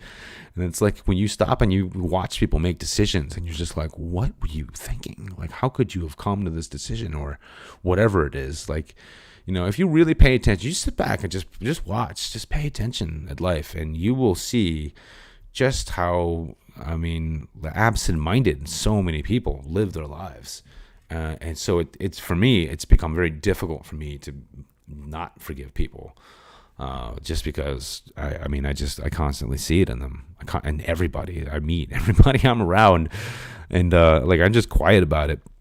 But it's very strange that, like, at least in my process, especially how he constantly talks about, the flowering intuition as a part of the process of spirituality, that this is all part of it. As you intuitively understand things, you intuitively understand forgiveness as a much more, let's just say, profound way, in a way where it's like your forgiveness actually shifts the sands of time and space, i.e., quote unquote, in karma. Because if we are all part of the same essential spirit, then your forgiveness will transcend forgiveness that goes in all kinds of different past and future lives that are all happening at the same time. Because in essence, there's only really one thing to forgive, and that's the idea that we are not part of, our Creator, and that we've forgotten that. Everything else just kind of stems from that kind of thing. So, and that's why you can easily see the divinity in people, and you can empathize and help people. But it's tough because this world, once you try to do that, the material world of Maya and the ego will come at you with every possible thing you can think of. It's like, oh, you wanna help somebody out? I don't think so. Wham, wham, wham. You can just get slapped around by life, and that's why as a devotee in the spiritual path, do not get trodden down by that kind of thing. Realize that, like, those kinds of things happen. And so forgiving those things for being what they are is a big help to it. Anyways, continuing. This is not to say that wrongdoers should have no curtailment. Indeed, social structures demand constraints for its survival. Those whose duty it is to enforce just laws for the well-being of humanity act as instruments of karmic law. Their judgments should be meted out without malice or a spirit of revenge. Even if justice does not seem to prevail, the karmic law will not fail to balance the scale. A passage in the Mahabharata is as follows, quote, "One should forgive under any injury. It hath been said that the continuation of the species is due to man's being forgiving. Forgiveness is holiness. By forgiveness, the universe is held together. Forgiveness is the might of the mighty. Forgiveness is sacrifice. Forgiveness is quiet of mind. Forgiveness and gentleness are the qualities of the self-possessed. They represent eternal virtue," unquote. When a weak man slapped by a bully says, "I forgive you," unquote, and turns away, he is likely to be motivated not by forgiveness, but by cowardice. When a powerful person hurt by an enemy shows compassion and forbearance instead of crushing that foe, he displays real forgiveness. The spirit of forgiveness arises from long practice of spiritual discipline and from realization of our inseverable human and divine brotherhood. Again, I did not know that was next. Just before Mahatma Gandhi died in 1948, he lifted his hands from his bullet-torn body to bestow on the assassin a humble gesture of forgiveness. Quote, "All the sacrifices of his selfless life had made possible that final loving gesture," unquote. I wrote in a tribute to Mahatma. Jesus, holding the power to summon to his aid, quote, "more than 12 legions of angels," unquote, did not resist arrest and crucifixion and prayed, "Father, forgive them, for they know not what they do," unquote. With divine insight, he was ever able to see man apart from his errors. Christ had perfect understanding that each human being is essentially a soul, a child of God, whose evil conduct is no expression of his real nature, but is caused by ignorance, quote, "knowing not," unquote, the dread but not eternal state of delusion into which men fall when they forget their true identity. Number 23, patience or fortitude, or in Sanskrit, driti, enables the devotee to bear misfortunes and insults with equilibrium. Outward events cannot shake him, nor can occasional inner turmoil serve to deflect him from his chosen path and goal, self-realization. By stability, the God-seeker learns to adhere under all circumstances to noble activities in the outer world and to retain the perceptions of truth that come to him during his meditations. He clings tenaciously to his experiences of soul bliss and never dims their reality by diverting his mind to lesser interests. This endless patience ultimately gives the sage the power to comprehend God. Driti expands the cup of his consciousness until it can hold within it the ocean vastness of divinity. So, i.e., patience or fortitude, expand the cup of his consciousness until it can hold within it the ocean vastness of divinity. Number 24, cleanness of body and purity of mind. Shua or something, is respect for the indwelling taintless spirit. It has been said that the cleanliness is next to godliness. On waking in the morning, it is best to cleanse the body and mouth before meditation. Aside from obvious practical concerns, cleansing the body before meditation is a rite of spiritual respect, a symbolic purifying of one's self in preparation for worship. Slovenliness may distract the devotee's attention during his practice of spiritual exercises from the inner to the outer world. One who is physically clean and is also rid of the mental taints of uncontrollable desires and restless thoughts indeed invite the Lord to manifest himself in the purified temple of his life. When the mind is calm, it becomes a divine altar for the presence of God. Number 25, non-hatred. Excuse me for just a moment.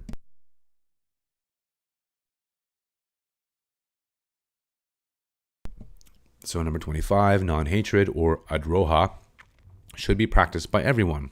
A devotee who feels malice towards others loses the power to see God in all. A yogi aspiring to realize spirit does not blind his vision by any thought or act or dislike or treachery, even against sinners or his self-proclaimed enemies. He strives to perceive in them the presence of the all-redeeming and loving God.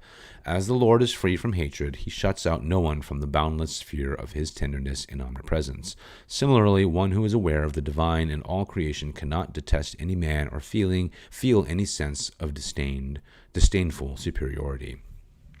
Number 26, lack of conceit, which is na atinmanita in Sanskrit. So lack of conceit signifies absence of excessive pride. The Lord does not harbor pride, though his cosmic possessions and powers are infinite. In humble concealment, he secretly works for man's salvation through the propelling power in virtuous actions and in the silent attraction of his love inherent in each soul. A little knowledge is a dangerous thing, for the devotee may feel vain and self-satisfied, falsely assuming he is what he knows. There is a proverb that pride goes before the fall. A self-admiring person is apt to refrain from further effort. He falls into the pit of inertia, which not only prevents further progress, but also diminishes whatever physical, mental, and spiritual gains he may have possessed. Only he who is free from the sense of self-importance becomes richer and richer in spirituality until he is one with God. On the mountain peaks of pride, the mercy rains of God cannot gather, but they readily collect in the valley of humbleness. This subsection of this 26 qualities is titled, The more one expresses these virtues, the more he expresses the image of God in which he is made. These 26 qualities are all divine attributes of God. They constitute man's spiritual wealth. A God-seeker should strive to obtain all of them. The more he manifests these virtues, the more he reflects the true inner image of God in which he is made. He ever holds before his aspirations the criteria of the supreme perfection. Christ said, quote, "Be ye therefore perfect, even as your Father which is in heaven is perfect," unquote. The Lord is fearless, for he knows he is ensconced in immortal immutability. He is, quote, "pure in heart," unquote, his immaculate feeling unswayed by whimsical emotions, likes and dislikes.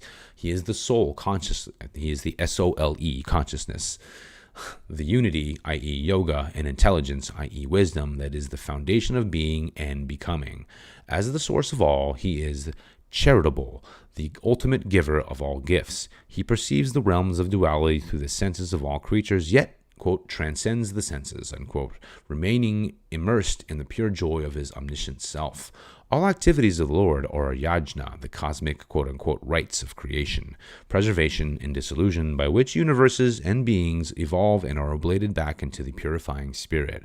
God is the knower, knowing, and known, himself the universal scripture articulated by the sages and rishis and inscribed in holy volumes for the, quote, soul awakening study, unquote, of man.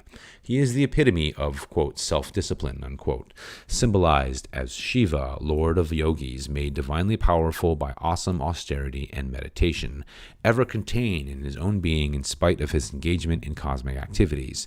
The straightforwardness of the Lord is his nature of non-dissembling, uncompromising eternal righteousness.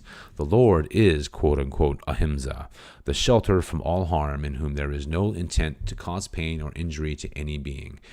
Harm is the result of the misuse of free choice to identify oneself with the illusions of duality. He is, quote-unquote, truth, the singular reality, ever existing, ever conscious, ever new, blissful blessedness behind all cosmic appearances. In him there is no wrath, no desire contradicted in his self, in his desireless self.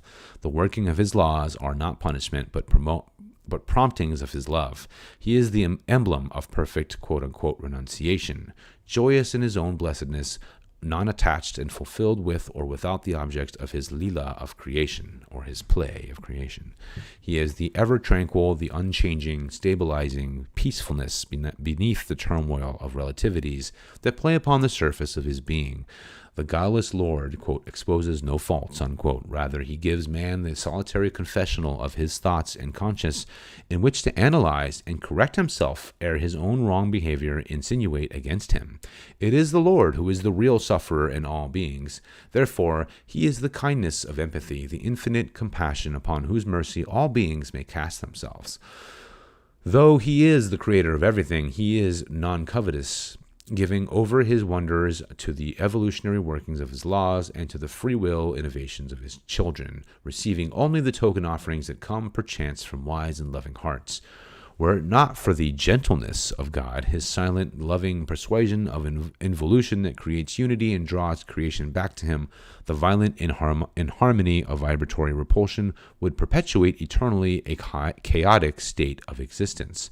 God is the paragon of virtue, quote-unquote, modesty supreme. No act of the Lord bears taint or impropriety.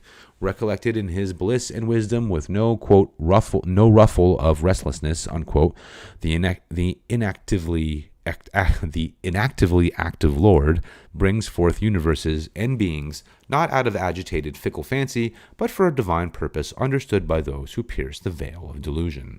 God is omnipresent omnipotence, the, quote, radiance, unquote, of divine power that bestows and sustains all consciousness and vitality. In his unconditional love for all of his children, the Lord is supremely, quote-unquote, forgiving, blessing not only according to the measure of their little store of good karma, but principally through the transcending power of his grace. Of the Lord's eternal, quote-unquote, patience, the scriptures sing, quote, he is permanent, unmoving, the everlasting seer of all, unquote. He is immutable taintlessness, pristine, quote-unquote, purity, the incorruptible light of creation in which dance the shadows of both good and evil, yet they mar nor taint it not. As he resides equally in all, to the Lord, quote, none is hateful, unquote. And, quote, he maketh his sun to rise on the evil and on the good, and sendeth rain on the just and on the unjust, unquote.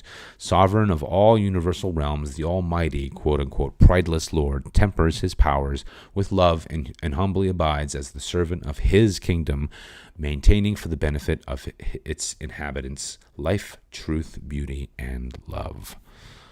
And this next major subsection is titled The Nature and Fate of Souls Who Shun the Divine, verses 4 through 5. Quote, verse 4, vainglorious pride, arrogance, conceit, wrath, harshness, and ignorance mark the man who is born with a demonic nature, O son of Pritha, Arjuna. Number 5, the divine qualities bestow liberation, the demonic qualities lead to bondage. Fear not, O Pandava, Arjuna, thou art endowed with the divine traits, unquote. And the commentary elucidates, Owing to the response to past bad karma, some human beings are inclined towards evil from birth. In startling contrast to the virtuous, the evil inclined misuse such possessions as power in whatever perverted form, or money, or social status, or bookish intellect as a sign of their quote-unquote greatness or accomplishment. They magnify their self-importance with ostentation, I know how to say this word. Braggadocio and hypocrisy. I can't believe I can't say this right now. I don't know why. I can say this normally, but I can't. My brain can't process it. So continuing, they arrogantly demean others to make themselves braggadocio. There we go. They magnify their self-importance with ostentations and braggadocio and hypocrisy. They arrogantly demean others to make themselves appear grander and are wholly egotistical in their self-interest and self-centeredness. Desiring to have everything their own way, they are quick to anger at any opposition or even for no apparent cause whatsoever. Their behavior is harsh and either thoughtlessly or intentionally cruel. Their discrimination is so blinded by the density of their delusive ignorance that they lose even basic common sense in distinguishing right from wrong, and thus they act from their own mental standards of distorted convictions and values, afflicting on others their misconceptions and misguided behavior. Oh my God. He is happy only when he understands by soul intuition that he is rightly approaching the blissful goal. Verse 6, quote, 2 types of men exist in this world, the divine and the demonic. I have told you fully about the divine qualities. Now hear me about the demonic, O son of Pritha, Arjuna, unquote. And the commentary continues, Devao Bhutasargao, I'm not sure what that is. Quote, 2 types of beings, unquote. In Autobiography of a Yogi, I have written, quote, in measuring the worth of a man, a saint employs an invariable criterion, one far different from the shifting yardsticks of the world. Humanity, so variegated in its own eyes, is seen by a master to be divided into 2 classes, ignorant men who are not seeking God, and wise men who are, unquote. That makes it simple, doesn't it? In expounding the nature of the gunas, the rishi said that there are 3 classes of men. Those predominantly marked by sattva, goodness, rajas, actively, usually for selfish purposes, or tamas, ignorance and inertia. All persons possess the 3 gunas in varying proportions, but as a whole, the life of each man reveals that he leans more heavily either towards good or toward evil. In this sense, stanza 6 refers to 2 rather than 3 types of humanity. In the following verses, 7 through 18, Lord Krishna elaborates graphically the ungodly traits of those who create in themselves a demonic nature. Analyzed as direct opposites of virtues, evil qualities may be readily recognized, and it is to be hoped summarily shunned and vanquished from one storehouse of characteristics. Even the virtuous must be diligent in guarding against any invasions of evil tendencies that may be lurking in the subconscious as karmic traits from the long-forgotten past, held in restraint but not yet fully destroyed by virtue. Verses 7 through 18. Wow. It's going to be a big section. Pardon me while I take a drink.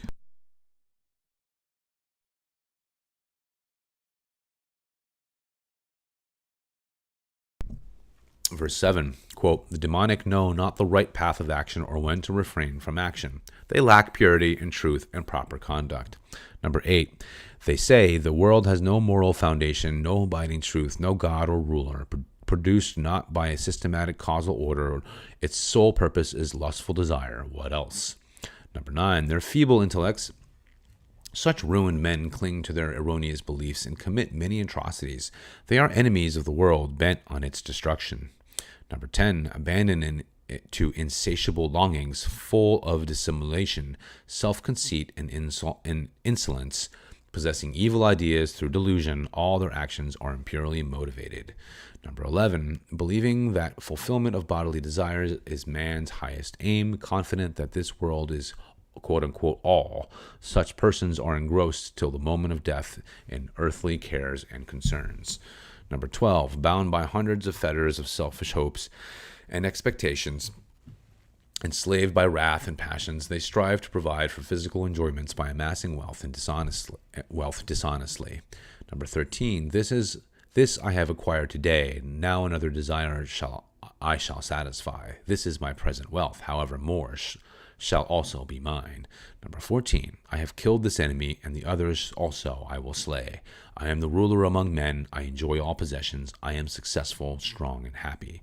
Number 15, I am rich and well-born. Can any other be compared with me?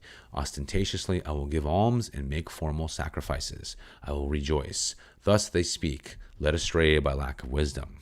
Number 16, harboring bewildering thoughts, caught in the net of delusion, craving only sensual delights, they sink into a foul hell.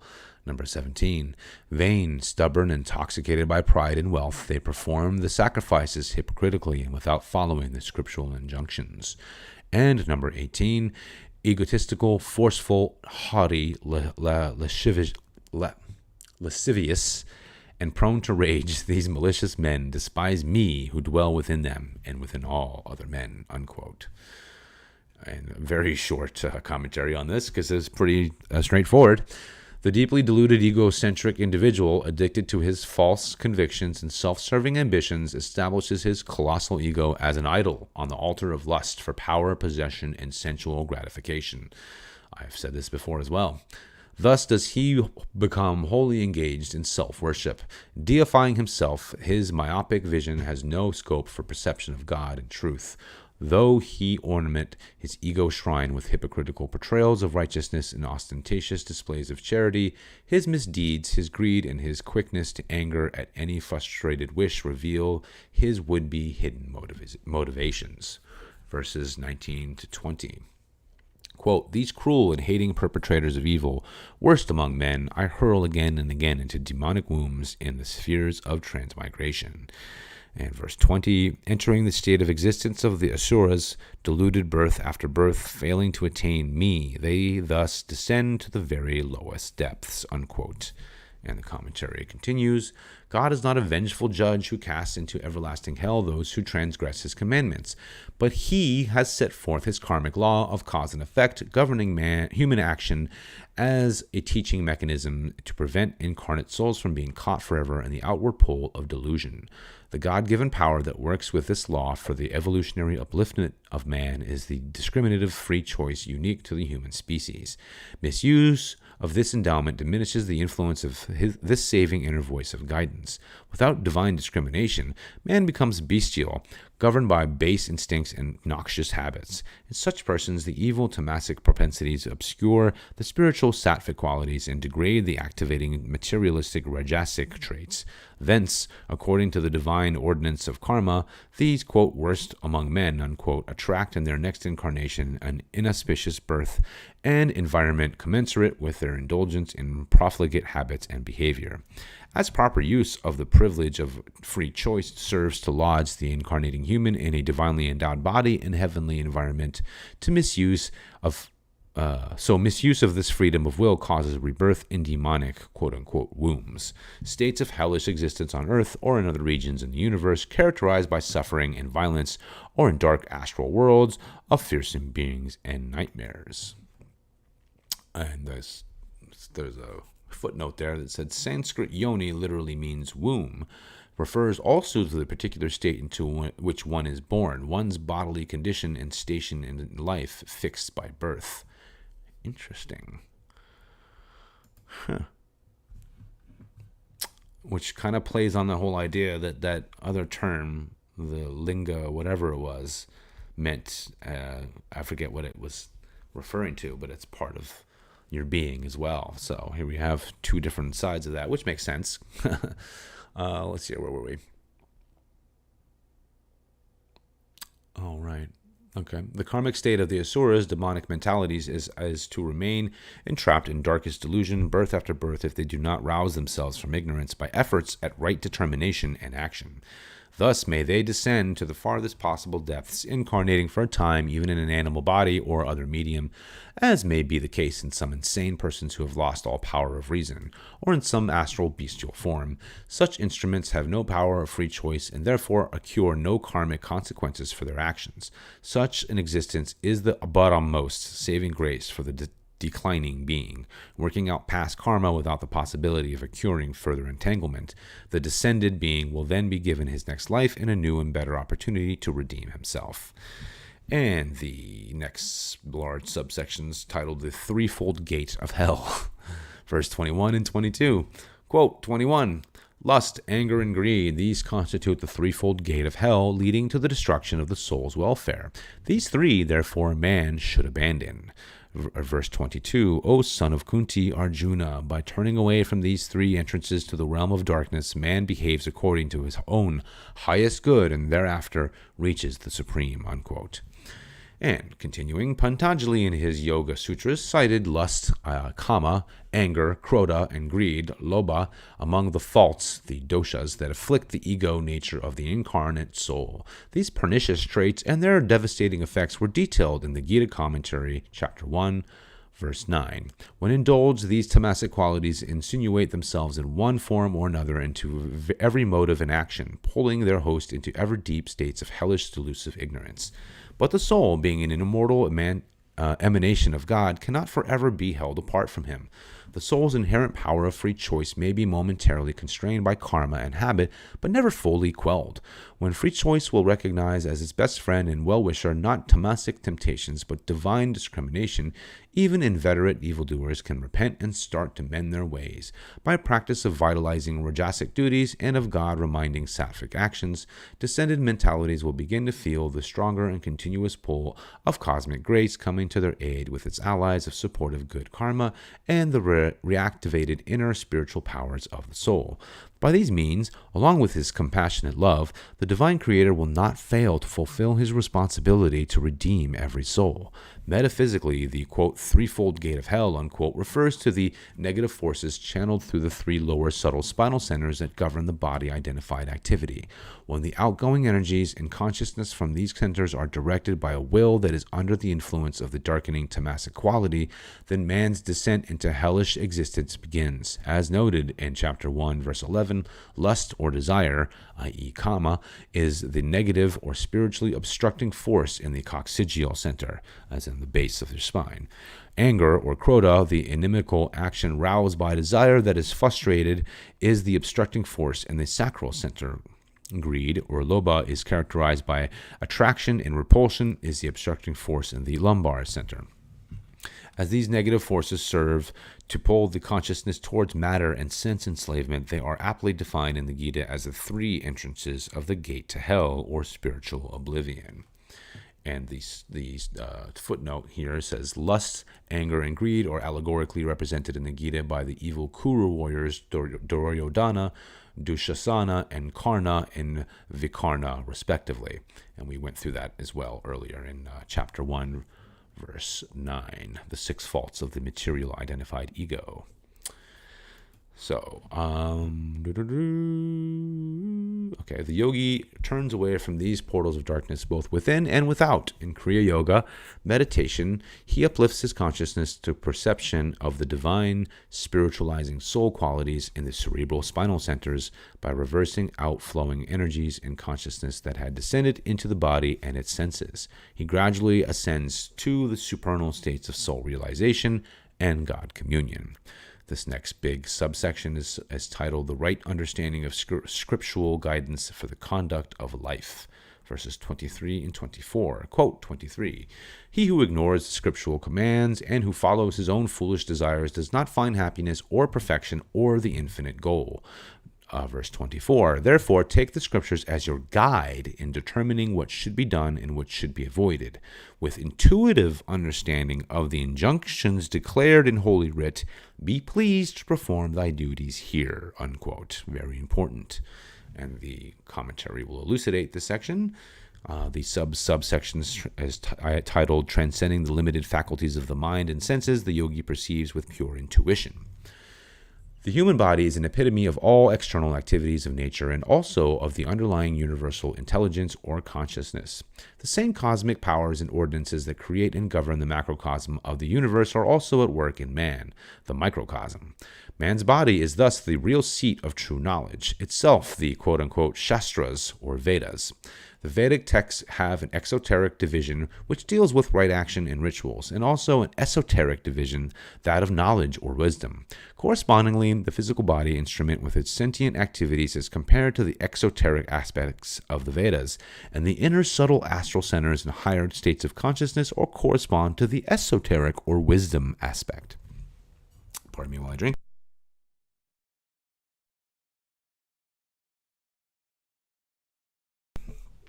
As has been explained throughout the Gita commentary, the goal of human existence is to become re-established in one's own true self, the soul. In self-realization, attained by the practice of yoga, the devotee knows through direct divine experience all truth to be known about creation and its creator. The ordinary man identified with the physical body is oblivious of his inherent sensitive cerebral spinal instrument of life and consciousness with its wondrous revelations. But the advanced yogi, transcending the limited faculties of mind and senses, perceives with the pure intuition of the soul the true nature and workings of the body. He knows its life and intelligence are empowered and enlightened by the life force and consciousness issuing from the divine cerebral spinal reservoirs of power. The body-bound person, wholly ignorant of this finer instrument of consciousness and action, remains busily engaged in desultory bodily activities, pulled hither and yon by desires and temptations. Absorbed in trying to satisfy the restless demands of his physical nature, he experiences only transitory pleasures intermixed with violent miseries. The deeper he sinks into the tamasic darkness of delusion, the farther he removes himself from the inner bliss and perfection of his true self and from the supreme blessedness of God communion. His reascension begins with determined effort to align his actions with the wisdom of scriptural guidance and culminates with the awakening of the subtle inner centers of divine perception. How many crimes have been committed and wars fought in the name of righteousness by fanatics defending or seeking to impose their dogmatic convictions as the guide for human conduct. It is neither the exactitude and multiplicity of rules laid down in a scripture nor the size of its following that is a standard of truth. Wow. Absolutely. The only reliable test as to the divine authority of any scriptural injunction is realization. Absolutely. Therefore, the Gita exhorts the devotee to, quote, know, or I should say know, or intuitively understand scriptural injunctions through one's own awakened intuition, or that of a true enlightened guru, and then to follow those edicts judiciously. It is only by this power of direct intuitive perception, which does not depend on the fallible reports of the senses nor on prejudiced intellectual inference, that one can unquestionably know truth. A story will illustrate the difference between truth and the inferences of the intellect. A saint So this subsection is titled Difference Between Intuition and Intellectual Inference. Oh, this should be good. A saint sat meditating under a bushy tree. A frightened man came running to him and said, quote, "Please, holy sadhu, I'm going to hide in the tree above you. Don't tell the robbers pursuing me where I am, as they are after my gold and my life," unquote. The saint replied, quote, "I cannot speak untruth, but I can remain silent," unquote. But the man warned him, quote, "If you remain quiet, they may try to force the truth out of you. Just tell the robbers that I fled in the other direction. That will save both your life and mine," unquote. The saint remained stoically silent as the terrified man scrambled to conceal himself within the dense foliage of the tree. The robbers appeared and demanded to know the whereabouts of the man. The saint replied, quote, "I won't tell you," unquote. But when the robbers threatened to kill him, he reminded himself that the scriptures, in addition to prescribing the telling of untruths, enjoin man to protect his life from destruction. He therefore pointed his finger up towards the upper branches of the tree. The robbers dragged down their hapless victim, relieved him of his packet of gold, stabbed him to death, and went on their way. When the time came for the sadhu to leave his body, after many years of scrupulous regard for the scriptural ordinances, he eagerly anticipated entering the heavenly realms. That the apparently taintless saint was stopped, however, by the king of death, who told him, quote, "Dear saint, no doubt you are very holy, but you have committed a terrible error of judgment, in punishment for which you must come with me and stay a while in Hades," unquote. The saint protested, quote, "I have committed no sin. I have always pursued the path of truth," unquote. And, quote, "Excuse me for contradicting you, dear one," unquote, the king of death replied. But why didn't you point your finger in a wrong direction when that innocent man sought your protection from the robbers? Which was the greater sin, to misstate a fact or to permit the man to be hacked to pieces because of your action?" Unquote. The saint belatedly understood the difference between truth and mere facts, and that truth implies real ultimate benefit to self and others. After atoning for his errors in Hades, he was free to enter heaven. Sin committed consciously or unconsciously brings evil results. So this next subsection's titled "Discerning the Right Course in a World of Relative Circumstances." So, sin committed consciously or unconsciously brings evil results, even as poison, whether swallowed intentionally or unintentionally, brings death. Failure to discern true righteousness and to conform one's actions accordingly yields painful karmic results, no matter how couched in supportive scriptural truths, quote unquote.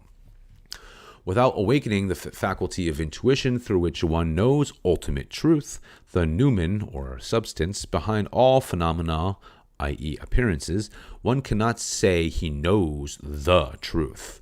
Quote-unquote truth is considered by many schools of philosophy to have only a relative, not an absolute value. But the sage of divine realization learns to balance the rigidity of intellect with the fluidity of intuition. He is able to determine in all the variegated circumstances of this relative world the course of action that is proper or truthful as judged from the standpoint of absolute truth, i.e. God. Every person has at some time had an intuitional glimpse of truth as a quote-unquote hunch, an inner feeling of conviction that proved to be right. When this innate power of knowing is developed by calmness and meditation into the pure, unerring intuition of the soul, the devotee has access to the library of all wisdom contained right within himself in the subtle cerebral spinal seats of life and consciousness.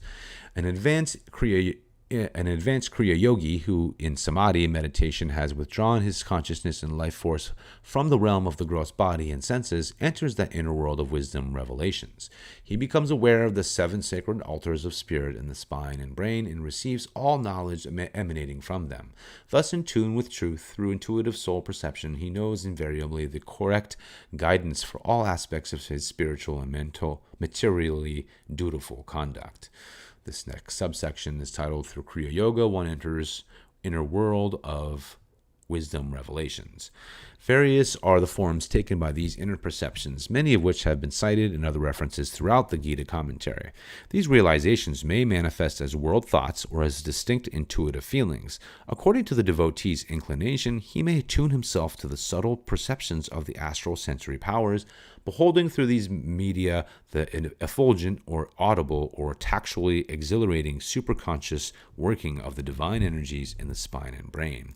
Concentrating on the vibratory sources of these powers, he may hear the variations of the sacred AUM or Om or Amen sound. From within the matrix sound of Om, AUM, truths in many languages may be heard, as was experienced by the disciples of Christ on the day of Pentecost when filled with the Holy Ghost or AUM, Om, quote, a sound from the heaven as of a rushing mighty wind. They began to speak with other tongues as the Spirit gave them utterance, unquote.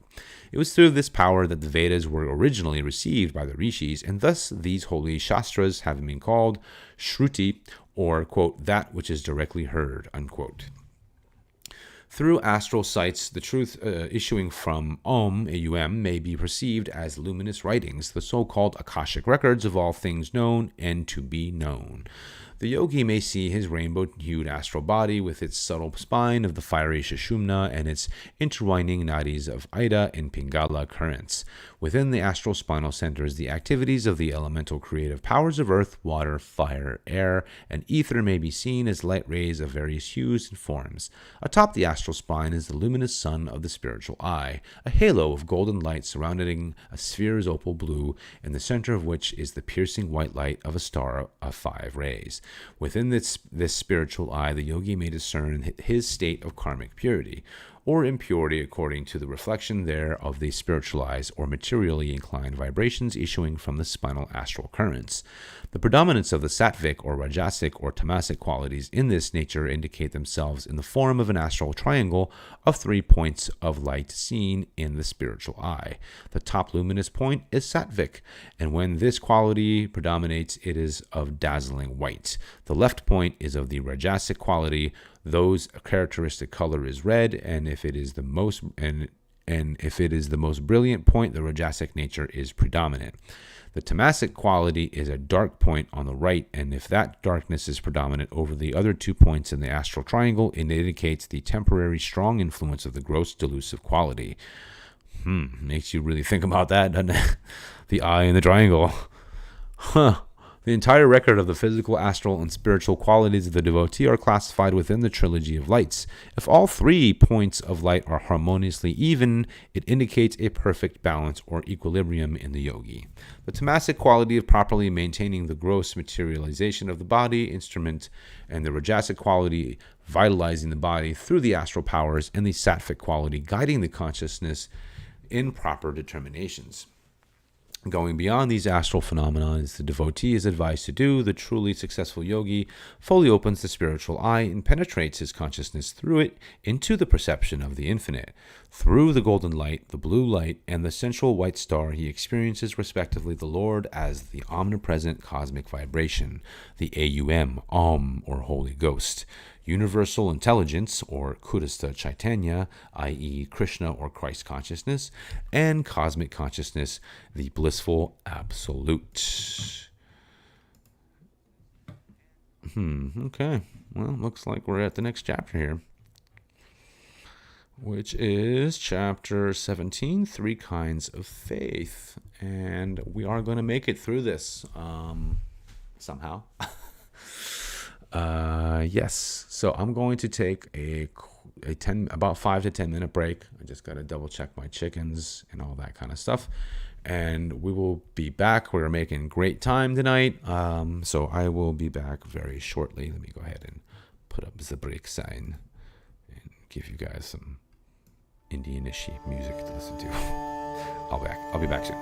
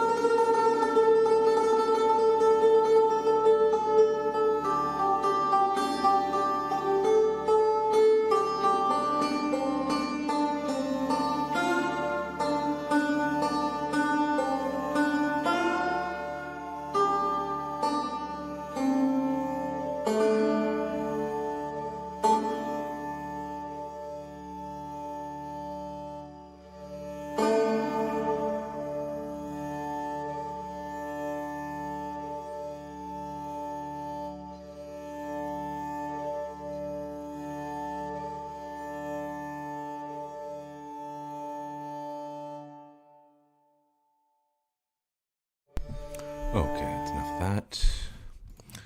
And we are back.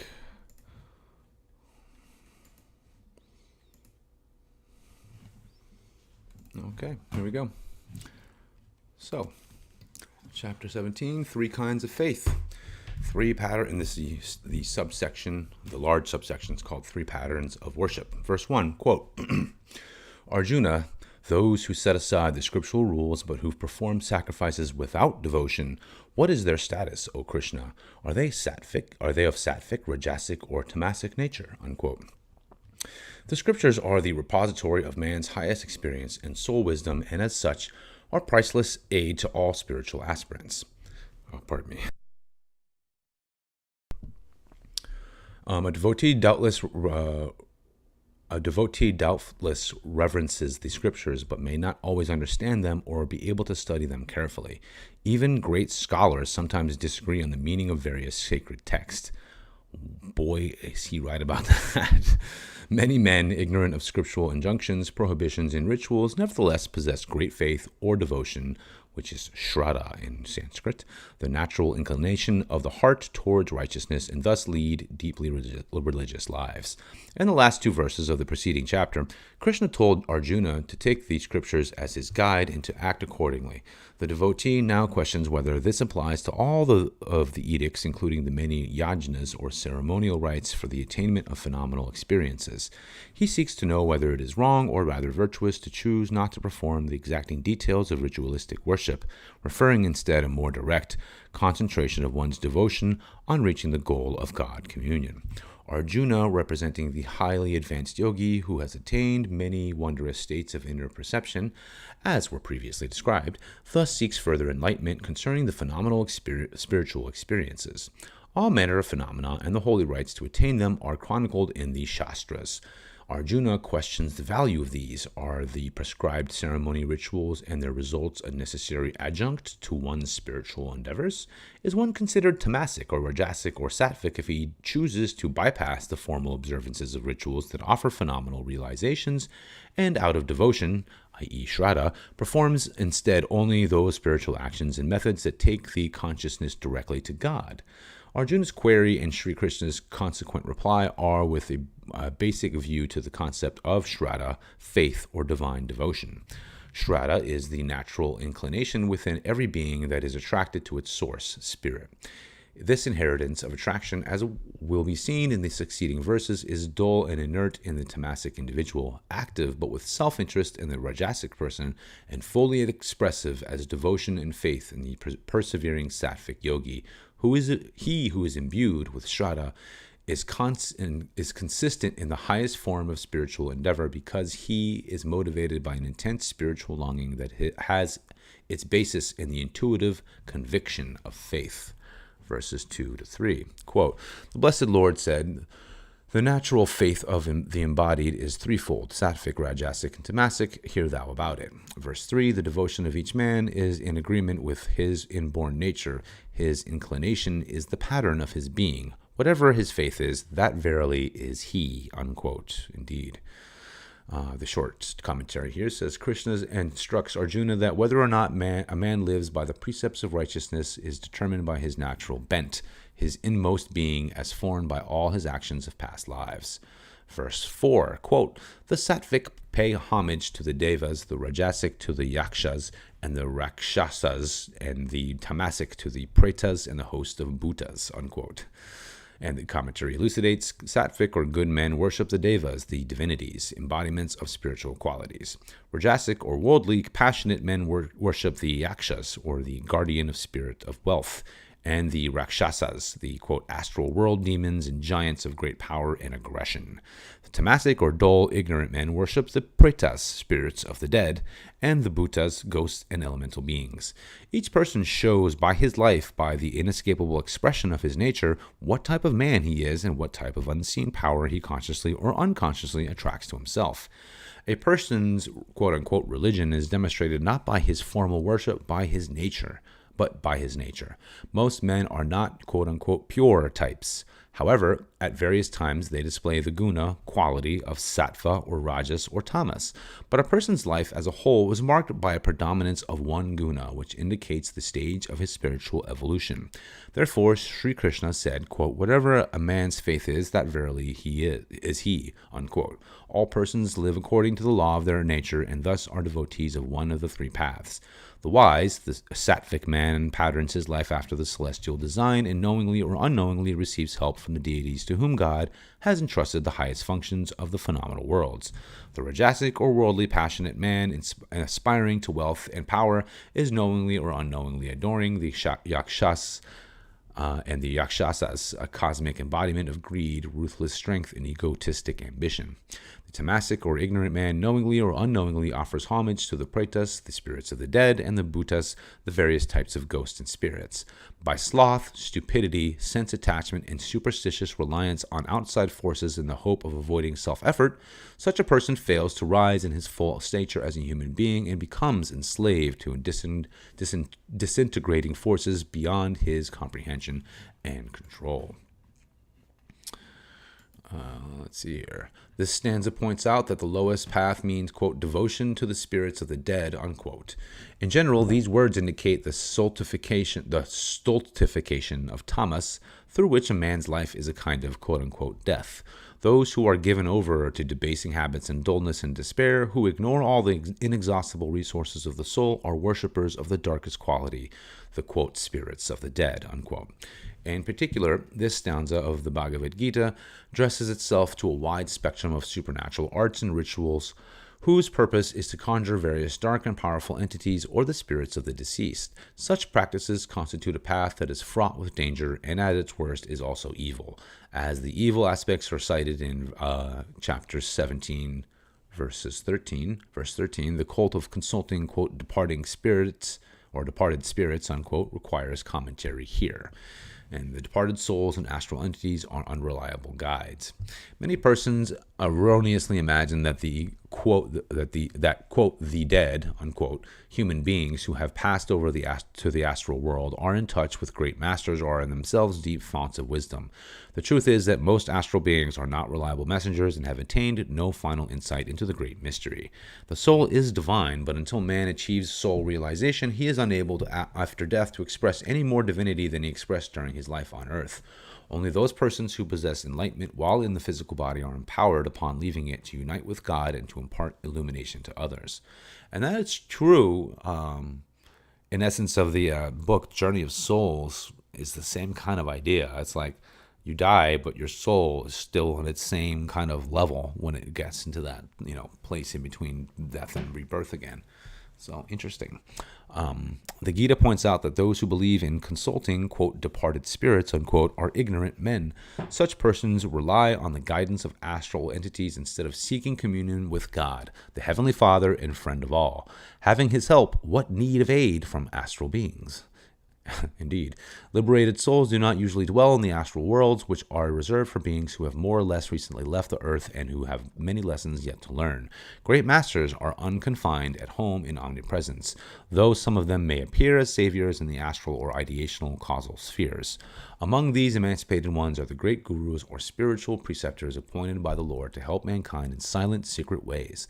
They do not require any agent or quote-unquote medium to reach the truth seeker or who wants and needs their aid. They assist their disciples directly. Whether or not the devotee is conscious of such help does not matter. He will understand that he is receiving divine succor according to the way he himself changes inwardly and outwardly for the better. Eloquent, high-sounding phrases that emanate from an ordinary astral being who is posing through the agency of a trance medium as a quote-unquote teacher of mankind have no such power to transform man's spiritual life. The ordinary professional or amateur mediums those without divine realization are unable to, quote, tune in, unquote, higher than the common astral realms. They cannot summon the presence of God-knowing saints to ask their, quote, unquote, views on various questions. I'm interested on the footnote on this. Yes, he's interesting. On several occasions, perhaps Yogananda told his disciples, quote, "After my passing, many mediums will say they are in touch with me and are receiving my messages for the world. All such statements will be false. My messages for the world have already been expounded in my speeches, classes, and writings. Do not be misled by persons who, after my physical departure from earth, will assert that they are receiving new teachings from me. To sincere seekers who in prayer request my help, I will always give it gladly and silently." Well, there you go. So this next subsection is called... I didn't finish this. The august beings who are at one with the ineffable infinite can never be commanded to give a weekly lecture, for instance, through a trance medium on earth. Darkened human minds, the Bhagavad Gita points out, have many gross misconceptions about the nature of the divine plan for man's redemption. The work of a master on earth is not the same as his work in the astral or in the ideational worlds.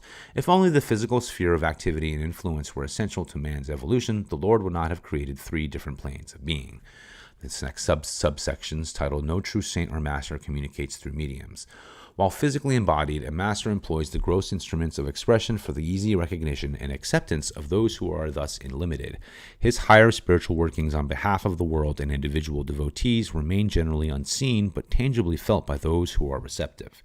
These are the true blessings and guidance of a master by which spiritual changes are wrought in the inner astral and causal natures of man, and which in turn then finds expression in his material existence. When a master is no longer encumbered by incarnate constraints, his transforming succor continues just the same, but he does not demean himself and his spiritual effectiveness by seeking gross expression again through quote-unquote mediums. Having given his divine message and testimony while on earth, he doesn't have any quote-unquote afterthoughts requiring revelation by psychics and spiritualists. But when a devotee by self-effort uplifts his consciousness in meditation to the pure realms of the saints and angels, he himself will perceive through divine sight or wondrous intuitions the presence and guidance of the holy ones who are his spiritual benefactors and the loving God who empowers them to dispense his grace. The subsection here is titled "Danger of Possession by quote-unquote tramp souls." The astral world, with its various higher and lower vibratory realms, contain many beings who are good, many who are ordinary, and many who are bad. Just as on earth we find all degrees of goodness and badness among human creatures. The person who indiscriminately opens his mind to receive whatever messages may come to him through quote-unquote spirits is not able to tell what sort of contact he's making in the astral spheres, and by becoming receptive to any astral vibration, he runs the risk of getting into, quote, bad company, unquote. He may also become engrossed with phenomena of the lower astral worlds and thus fail to make any spiritual progress towards the only desirable goal, inner illumination, salvation. If a person were to keep his automobile unlocked and unoccupied with the key in the ignition, anyone could get in, drive it, and wreck it. Similarly, when the mind is kept blank, any quote-unquote tramp soul may get in and possess that helpless individual. These tramp souls are roaming through the ether by the millions. They are seeking rebirth, but because of bad karma, they are unable to incarnate as soon as they desire. Hence, they are continually looking for some foolishly passive mentality so that they can use that human being's flesh and mind to satisfy their wish for physical embodiment. They can very quickly get into a mind that is permitted to become blank. If a person is weak or negative, then during any attempt to contact departed spirits, such as at a seance, he may easily become the victim of a tramp soul. Such possession deranges the subconscious mind. By contrast, when one practices the scientific techniques for God communion that India developed, his mind is not blank. Therefore, no tramp soul can enter. These practices bypass the subconscious state of the astral realms and develop man's superconscious state by raising the mind to the Christ center in the forehead, where no tramp soul can venture. It is in the superconsciousness that we meet true saints and masters. They are surrounded by a divine light, and when one sees them, he ineffably knows by intuition that they are great souls. No one should try to enter the world of the physically disembodied spirits until he is first armed with the spiritual power to control that world. Such powers come only from communion with the Lord. He is the maker of all souls, and when the devotee has attuned himself to God, if he wants to see and converse with someone who has gone, the Lord will send that person to him. As Jesus said, quote, "Seek ye first the kingdom of God and his righteousness," unquote. Yogis stress the importance of concentrating on a definite thought of God while casting aside all other ideas. By thus trying always to reach the highest vibration, the seeker is able to avoid the lower astral world and to commune with the Lord in one of his manifestations, as peace, or as the cosmic sound Om, A-U-M, or as light, or if one is very advanced, as the visible form of a saint. Devotees who go deep in meditation are able to reach the higher realms where the great ones dwell. That is the purpose of the scientific techniques for self-realization, taught from the ancient times in India. These practices help the yogi to uplift his consciousness to receive consciously the subtle vibratory aid of God and liberated masters. The techniques safely lead the devotee to feel the presence of the spirit behind all beings. The safe path of Kriya Yoga exalts its practitioners. The lives of its advanced disciples, such as Lahiri Mayasaya, Sri Yukswar, and many others, afford ample proof. The accomplished Kriya Yogi becomes master of his consciousness and will. Persons who invite visitations from astral entities, and similarly those who allow their minds to be hypnotized that is controlled by another, carelessly risk the enslavement of their God-given instruments of salvation, consciousness, and will. Even though one may encounter only quote-unquote benevolent astral entities, and even though the hypnotist may be trying to help that person, the fact remains that he has permitted another being on this or the astral plane to invade and temporarily control his consciousness. This is a dangerous practice, once that goes not in any way hasten spiritual advancement or resemble a true experience of the presence of God, which should be man's sole goal. And this is probably one of the very few spots that I would push back on a little bit.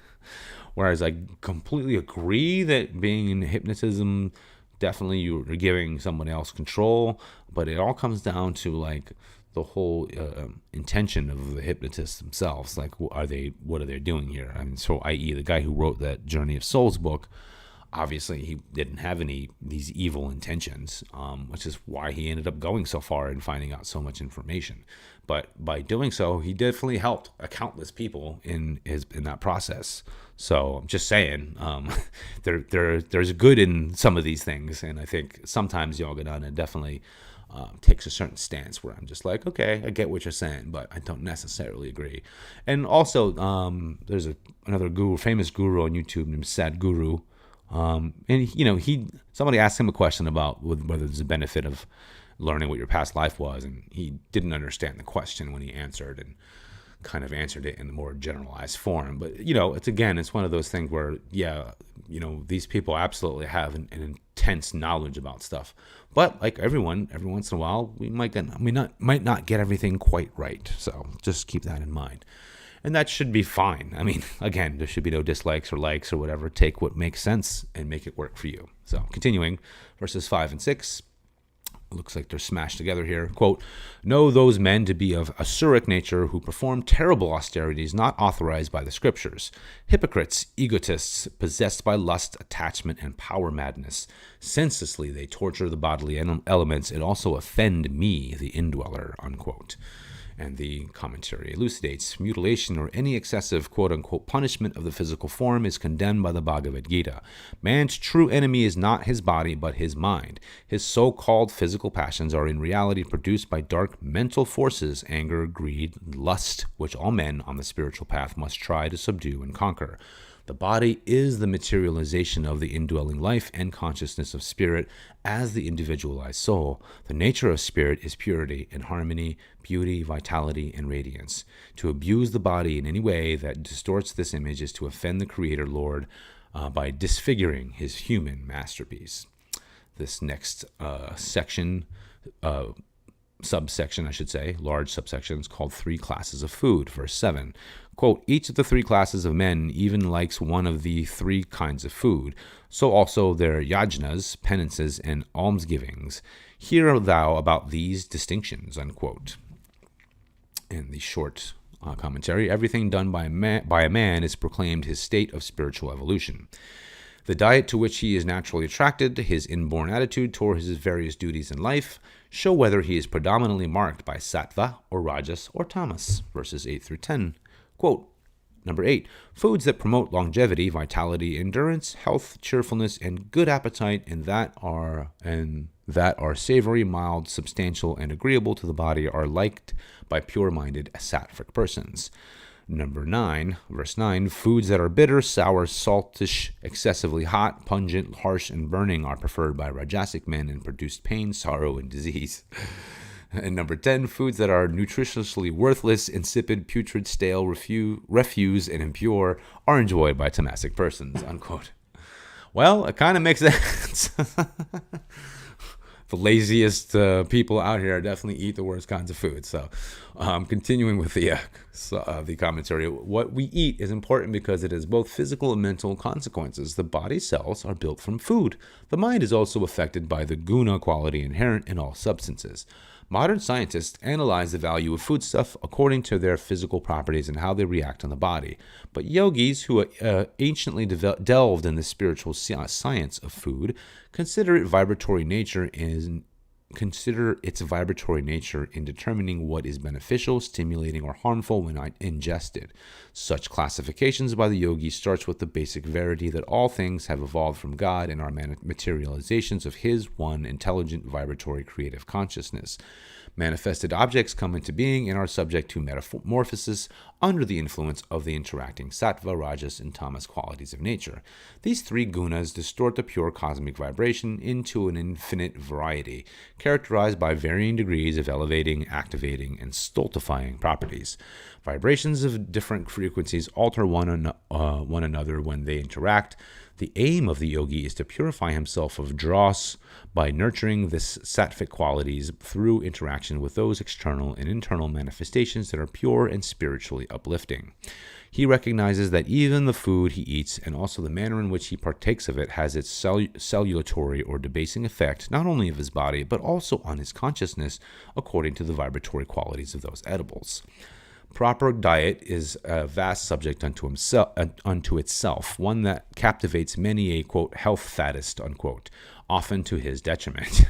The Gita in these simple verses offer a concise and easy guideline for determining the spiritual or unspiritual quality of foods. Whatever food is beneficial or detrimental on the vibratory level is correspondingly so in its nutritional effect on health. Sattvic foods in general are sweet, fresh fruits and vegetables, raw or properly prepared, whole grains and legumes, fresh dairy products, nuts, natural sweets such as honeys and dates, minimizing refined sugars, and nominal amounts of fat from dairy or vegetable sources only. Prepared foods should be combined and cooked in a manner that retains or enhances their nutrients, so i.e. slow cooking.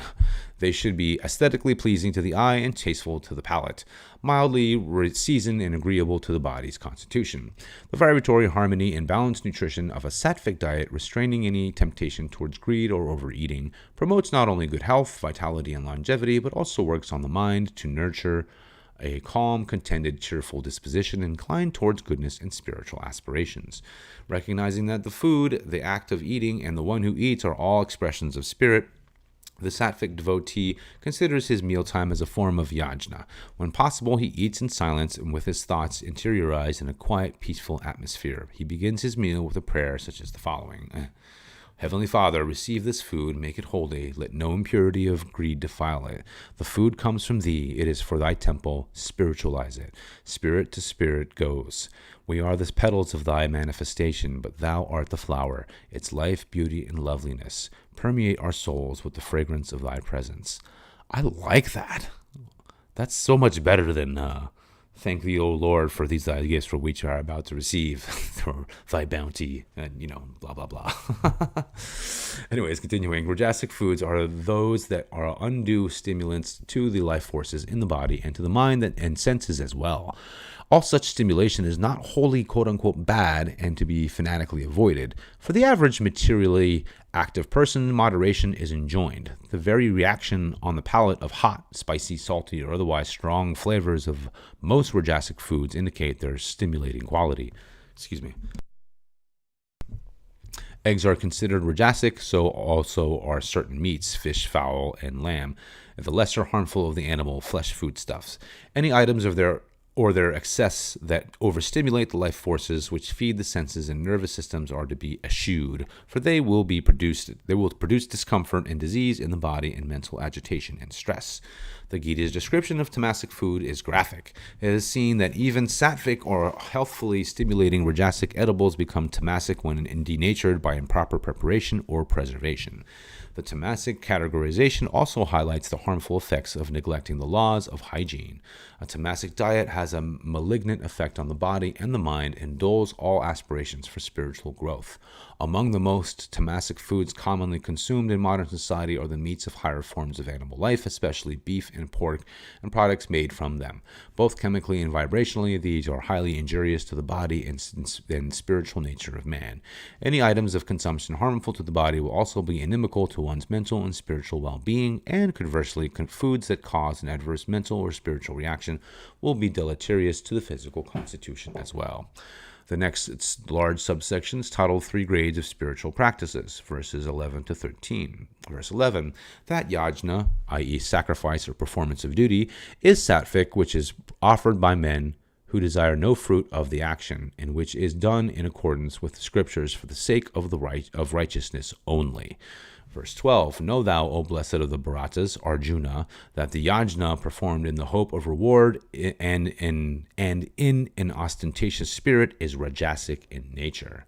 And verse 13, that yajna is condemned as tamasic, which is without regard for the scriptural injunctions, without offerings of food and gifts of appreciation, without sacred prayers or chants, and without devotion to God, unquote. And the commentary elucidates, the mind of sattvic persons are concentrated solely on God as their goal. Unlike rajasic devotion offered with the expectation of receiving boons, or powers, or phenomenal experiences, or the acclamation of admirers, the singular motivation of the sattvic devotee is the inherent rightness of conforming to God's divine commandments and the sheer joy they feel in loving Him. By the very nature of their worship, the Rajasic receive the temporal and temporary towards their I think this is a typo here. By the very nature of their worship, the Rajasic receive the temporal and temporary rewards they earn. Oh, I'm sorry, I just read that wrong. The Sattvic attain the blissful and all-fulfilling ecstasy of God union. The last stanza applies to voodooism, sorcery, devil worship, and other practices of black magic that serve to mystify and enthrall persons that produce no spiritually elevating results. Such ceremonies are devoid of good vibrations and of helpful considerations for others. They are performed solely to satisfy the evil emotions of ignorant men. Any unholy rites or practice belief that encourage the development and use of potentials and powers of evil are condemned by the wise and scriptural canon as anathema, vile and ruinous deviltry. Verses 14 to 17. Quote 14, veneration of the devas, the twice born, the gurus, and the wise, purity, straightforwardness, continence, and nonviolence are considered the penance or austerity of the body. Verse 15, meditative communion with one's own true self and uttering words that cause no agitation and that are truthful, pleasant, and beneficial are called austerity of speech. Verse 16, calm and contented mental clarity, kindliness, silence, self-control, and purity of character constitute the austerity of the mind. And verse 17, this threefold penance, sattvic in its nature, is practiced by persevering men possessing great devotion who desire no fruit of actions, unquote. And the subsection is titled Essence of Tapas, quote, learn to behave, unquote. Tapas, austerity, is the conscientious practice of the disciplines that bring one's whole being into harmony with a true self or soul nature. Such discipline is the foundation of spiritual unfoldment. Tapas may be summarized succinctly in the phrase oft used by my revered Guru Deva Swami Sri Yukswar, quote, learn to behave, unquote. Bodily mortification and excessive penances are extreme measures contrived to bring body and mind into submission. But the yogi, who not only guides aright his external actions, but who also through meditation works from within at the source of behavior, quickly and naturally transforms himself, acquiring those virtues of body, speech, and mind that characterize the sattvic devotee. He has worshipful regard for divinity in its various manifestations. Pardon me while I drink.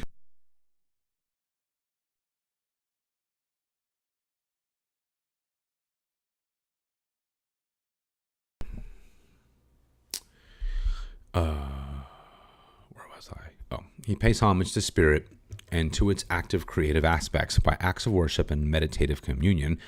He venerates the God-knowing, i.e. the twice-born, the gurus, and the wise by offerings of service and concentrated endeavor to learn from their wisdom to conduct himself accordingly. Now, I'm going to stop here for just a second and point out that the twice-born is used all over the place in ancient antiquity religions. So, just saying, i.e. venerates the God-knowing, the twice-born, right? The idea of resurrection and things like that. We're going to get into that real soon. Where was I? Yes. His actions express purity, cleanliness in the body, habits and surroundings, and absence of violence in the use of the senses, honesty and sincerity, self-restraint and not acting on temptations and desires, and which is brahmacharya, and the careful consideration to cause no intentional harm to anyone, which is ahimsa. These are the austerities of the body. Speech is an extremely powerful faculty of conveying not only ideas, but empowering them with the creative force of the Om vibration, the source of all creativity and its manifestations of sound, including the human voice. The full potential of speech is a unique endowment bequeathed by God to man. The disciplined austerity of speech is best supported by the inner perception of truth through contact or communion with one's true self, the image of God within, in meditation. The Sanskrit terminology that describes this practice is sometimes translated as, quote, the repetition of scripture to oneself, unquote. One method of meditation on truth applies to this principle of affirmation. By concentrating repetition of a truth verbally and then mentally, it fills the conscious mind and penetrates into the subconsciousness. When it goes deeper still into the superconscious, the soul, the truth becomes an actual experience of knowing and returns to the conscious mind as a realization. Now, this... I was reading the Nag Hammadi library, which is a collection of all kinds of different Gnostic texts and stuff found in Egypt. And I can't remember which one it is. It's either the Gospel of Philip or the Revelation of John or something like that. But they say the exact same thing here. When it goes deeper still into the superconscious, the soul and the truth become an actual experience of knowing and returns to the conscious mind as realization. But they use the word gnosis, obviously, in Greek, and realization is actually revelation for them. Fascinatingly, the exact same concept, which I will be bringing up to in more edited videos real soon. So, continuing, through regular quote-unquote communication with his true self, the yogi becomes increasingly at one with truth. His speech becomes an apt instrument of his inner divine perception. His words are truthful and wise, pleasant and beneficial, and engendering peace, happiness, understanding, and well-being, and are devoid of unnecessarily harsh or irritating connotations. His voice is kind, even when forceful, and admits no taint of caustic intonation. That kind of reminds me, so today, as a good experience of this, today, my wife gets out of bed, and I come downstairs and starts handling things kind of rough, and I instantly knew she was in a mood. And then she starts going off about this paper bag, and I just laughed, but in a forceful but kind way. I pointed out that she's having a total meltdown over a paper bag, and then within 30 seconds it was over, and everything was cool. But it's just funny how quickly things can go from one thing to the other. You know what I mean? That's why it's really good to always be on your toes, and that's why, honestly, if people take these ideas and these teachings and put them into practice, you will never, ever, ever have a shortage you're never going to have a shortage of opportunities to be able to use these in your life. Trust me, and I know all of you listening to me will probably agree with me on this, but every day you got dozens upon dozens upon dozens of things coming at you. So this whole idea of trying to make this as part of a continuous thing in your life is a good idea. It's a good practice. It's good to make something into a practical way of actually using it. And that's why I'm doing it. This is why my whole channel exists. It's because I've been able to harness so much of this in my life, and I want to share this with all of you guys. So continuing, the subsection here is titled Mental Austerity, Maintaining Tranquility Throughout One's Being.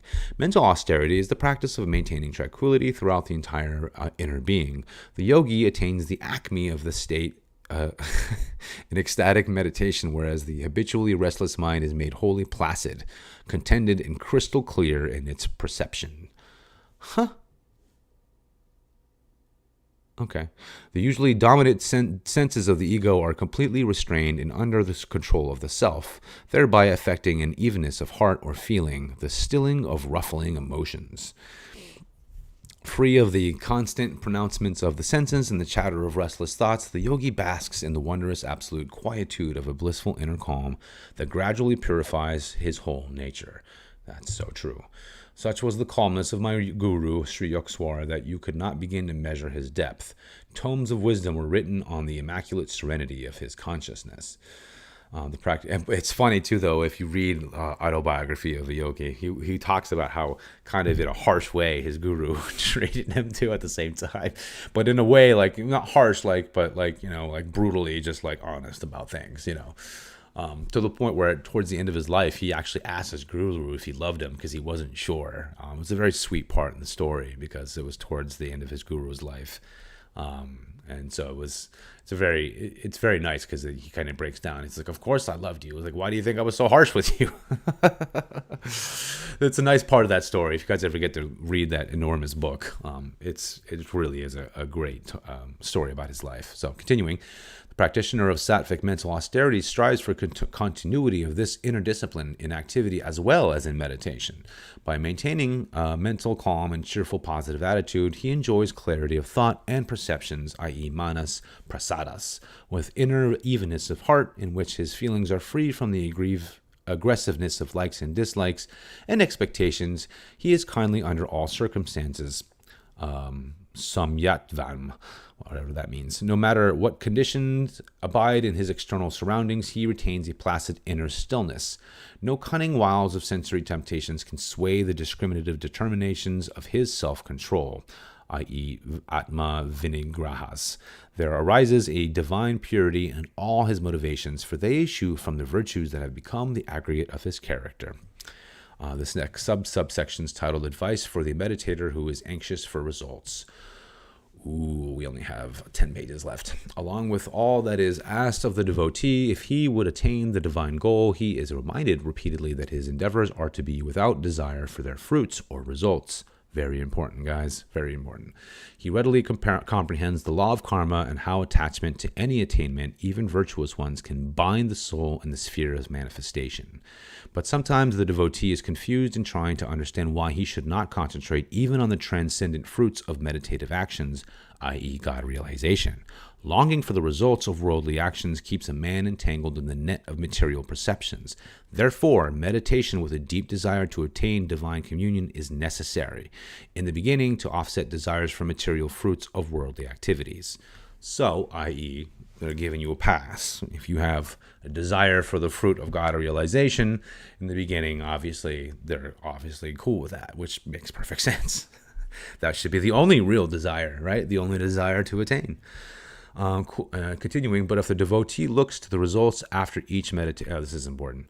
If the devotee looks to the results after each meditation, he is likely to be more concentrated on his attainment or lack of it than on the necessary action of increasing the depths of his meditations. Absolutely. A yogi should be so completely absorbed in divine love for God that he meditates automatically and willingly without continuously weighing to find the results of his efforts. And I will say this, guys, the deeper you do get into this, the easier it is to drop into meditation, no matter where you are. I'm not joking. Like, I've dropped into a meditation in the midst of screaming babies, and it's kind of crazy when you can do that kind of thing. Continuing, the devotee will get better returns if he plunges himself into God's love rather than constantly bartering like a businessman, quote, I can buy the Lord with such and such amount of meditation, unquote. That's a good analogy. An aspirant who concentrates on the fruits of meditations may abandon his search for God if he doesn't find him after years of effort. And I will say this section here that we're reading, this is very important in regards to people in spirituality across the board. It doesn't matter what religion you're talking about. This is why so many people get into a religion and they are taught all of these religious rites and various things they're supposed to do, and then after years of whatever, they're really no different, and they don't feel like they've gone anywhere. And I think a lot of that has to do with the fact that many of these religions lost the key to actually connecting with God in that way. But at the same time, too, it's just like, people look for the fruits of these things, and when they don't get it, they do get discouraged. So it's important not to get discouraged and not to look for it. I mean, you kind of look for it, but just really concentrate on enjoying the quietude of just in your own mind. And by doing that, you will eventually slip into that eventual higher kind of samadhi just on your own. And when it does happen, it will be certainly a mark on your path of telling you like, yo, you just took another step in the right direction. So, bless all of you guys. I hope that all of you can at least touch that, dip your toe into the waters of spirituality in that way. Because once you dip your toe in it, man, it's like something that you will never forget. Just like this book has elucidated many times. Anyways, continuing. But the true yogi loves God unconditionally. If owing to the temporary obstruction of some hidden subconscious evil karma, he does not feel the divine presence, he is never discouraged. Even if he fails to find the Lord after countless attempts, the divine lover never stops seeking him.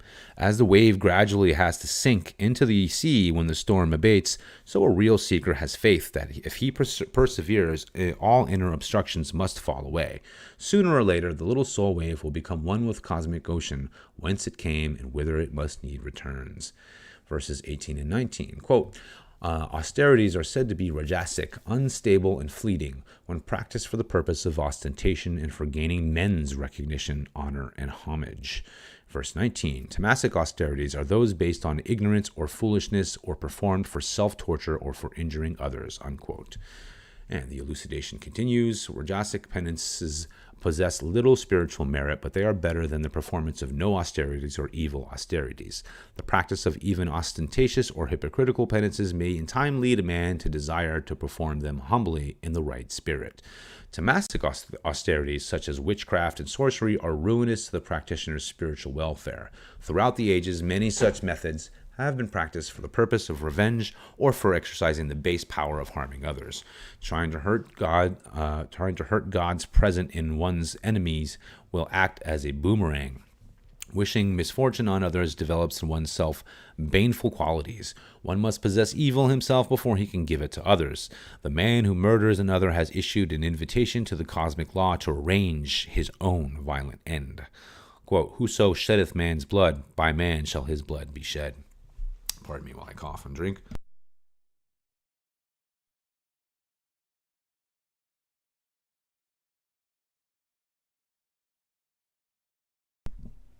Three kinds of giving. Verse 20. Quote, the good or sattvic gift is one made for the sake of righteousness, without expectation of anything in return, and is bestowed in proper time and place on a deserving person. A gift, a dana, that is presented to a worthy person without thought of receiving for it any kind of compensation is sattvic or virtuous in nature. The man who gives, quote, with no strings attached, unquote, to a deserving person is pure-hearted. Paradoxically, such a gift brings the donor the greatest spiritual benefit, precisely because he does not seek it. Yes, absolutely. The habit of giving breaks down gradually the walls of separation between God and man and leads the devotee to offer to the Lord the ultimate gift, the surrender of his soul. When he makes a gift of his soul to God through love, without expectation of any return of divine favor, he has passed life's highest test. The Lord has everything except the love of his prodigal child, man. If the Heavenly Father may be said to, quote-unquote, need anything, it is the love of his runaway children, roaming in delusion. He wants them back for their own happiness and for his happiness too. He feels responsible for them, but he created Maya and its labyrinth of misery. What rejoicing he feels when he receives the unconditional love of his children. Awesome. Absolutely. There are three kinds of sattvic gifts: material, mental, and spiritual. On the physical plane, to give food and money to a poor man is good. To give him a job is better. To help him become well qualified to obtain work is better still. Continued material aid to a man makes him enslaved and dependent, so it is laudable to encourage him to remedy his ills by self-help. That's an interesting comment on the kind of society we live in today, where people just get free money all the time. On the mental plane, to aid in enlightening, just on that comment, like, it makes perfect sense. Like, I would love to see more of the social safety net be able to, like, actually help, train people to do things in their lives to get to help themselves up by also being a part of society. And just giving money out with nothing else, to me, has always seemed a strange idea. But anyways, continuing. On the mental plane, to aid in enlightening an ignorant person is good, and to offer further education to an intelligent man is better, for he can in turn be more helpful to many others. On the spiritual plane, to give elevating instruction to a willing man whose life has hitherto been sunk in materialism is good. To impart divine wisdom to an ardent seeker is better. To aid an advanced devotee so that by his own enthusiasm and knowledge he can win emancipation is better still. To bestow God consciousness on a worthy disciple by the transmission of the ecstasy, i.e. samadhi, is the best of all. Only illumined gurus can transfer their divine realization to those of their disciples who are ready for the sublime experience. Every prophet quantitatively helps society, the masses around him, who respond with a little ardor and some slight inner development. But qualitatively, he concentrates on raising a small group of supreme spiritual stature, as did Jesus, Lahiri Mayasaya, and others. As one moon sheds on the world a greater light than the countless stars, so a Christ-like disciple who receives the gift of God communion through self-effort and through his guru's transmission of ecstasy inspires and redeems thousands by his illuminating spirituality. The act of giving transmits physical or material power, mental power, or spiritual power from the qualified person to another man who needs that aid. In order to bestow money, wisdom, or divine consciousness on others, one must first have acquired those possessions himself. They should then be used to help his fellow man. Through sympathy and deep vision, a true guru sees the Lord suffering in the physically, mentally, and spiritually poor. That is why he feels it his joyous duty to assist them. He tries to feed the hungry God and the destitute, to stir the sleeping God and the ignorant, to love the unconscious God and the enemy, and to awaken the half-asleep God in the yearning devotee, and by a gentle touch of love he instantaneously arouses the almost fully awakened God in the advanced seeker. A guru is, among all men, the best of givers. His generosity, like that of the Lord himself, knows no boundaries. Verse 21, quote, that gift is deemed rajasic, which is offered with reluctance or in the thought of receiving a return or gaining merit, unquote. And the commentary elucidates, this defective form of giving is not wholly reprehensible. It is better than practicing no charity at all, and may eventually lead to unselfish giving. To bestow money or to share one's intellectual or spiritual knowledge with others in the expectation of obtaining future benefits in return or in the hope of being rewarded by God is a generosity tinged by rajas or worldly desires. It is imperfectly motivated and is in fact a barter, not a gift. Nevertheless, man who makes even an imperfect offering is more admirable than the non-sharing miserable person. Anything offered reluctantly is tainted with rajasic or selfish feelings. A man who grudgingly performs his devotions at dawn, bewailing his loss of sleep, or who lazily follows his spiritual exercises without real concentration is making an unwilling rajasic gift of himself to God. This type of offering is preferable to no devotion at all, but such a parsimonious giver is apt to receive from the cosmic law an equally stingy return. The rajasic devotee may or may not receive divine grace, but the wholehearted lover of the Lord finds him without fail. Plunging with unconditional faith into the ocean of God brings the sympathetic response of his mercy, while a reserved little swim in the meditational waters, after much indecision in planning for results, brings perchance only meager satisfaction. Verse 22, quote, a tamasic gift is one bestowed at a wrong time and place on an unworthy person, contemptuously or without goodwill, unquote. And the commentary continues, tamasic gifts injure both the giver and the receiver. The Bible says not to cast pearls before swine. One should not offer money or gifts in kind in evil places or to evil persons, for it would be used to spread trouble in the world. When one proffers material aid to another with malice or insult just to obtain the, quote, name of the giver, of giver, it is a tamasic or wrong type of gift, as is a gift that rouses ill will because given imprudently. To bestow presents on rich or influential persons, not out of friendliness but as bribes to win favor or advantage, is also a detrimental action. Oh boy, do we have that in spades today, don't we? To give good advice to ridiculing men or to try to instruct vain, smug human beings in the paths of righteousness is indeed to cast pearls of wisdom into the dirt. He's not wrong about that for sure.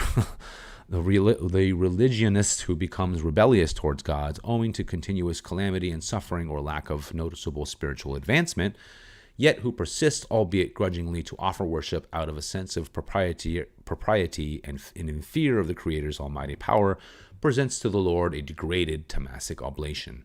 Stanzas 20 to 22 thus tell us the right, sattvic, worldly, rajasic, and wrong tamasic way of gift giving.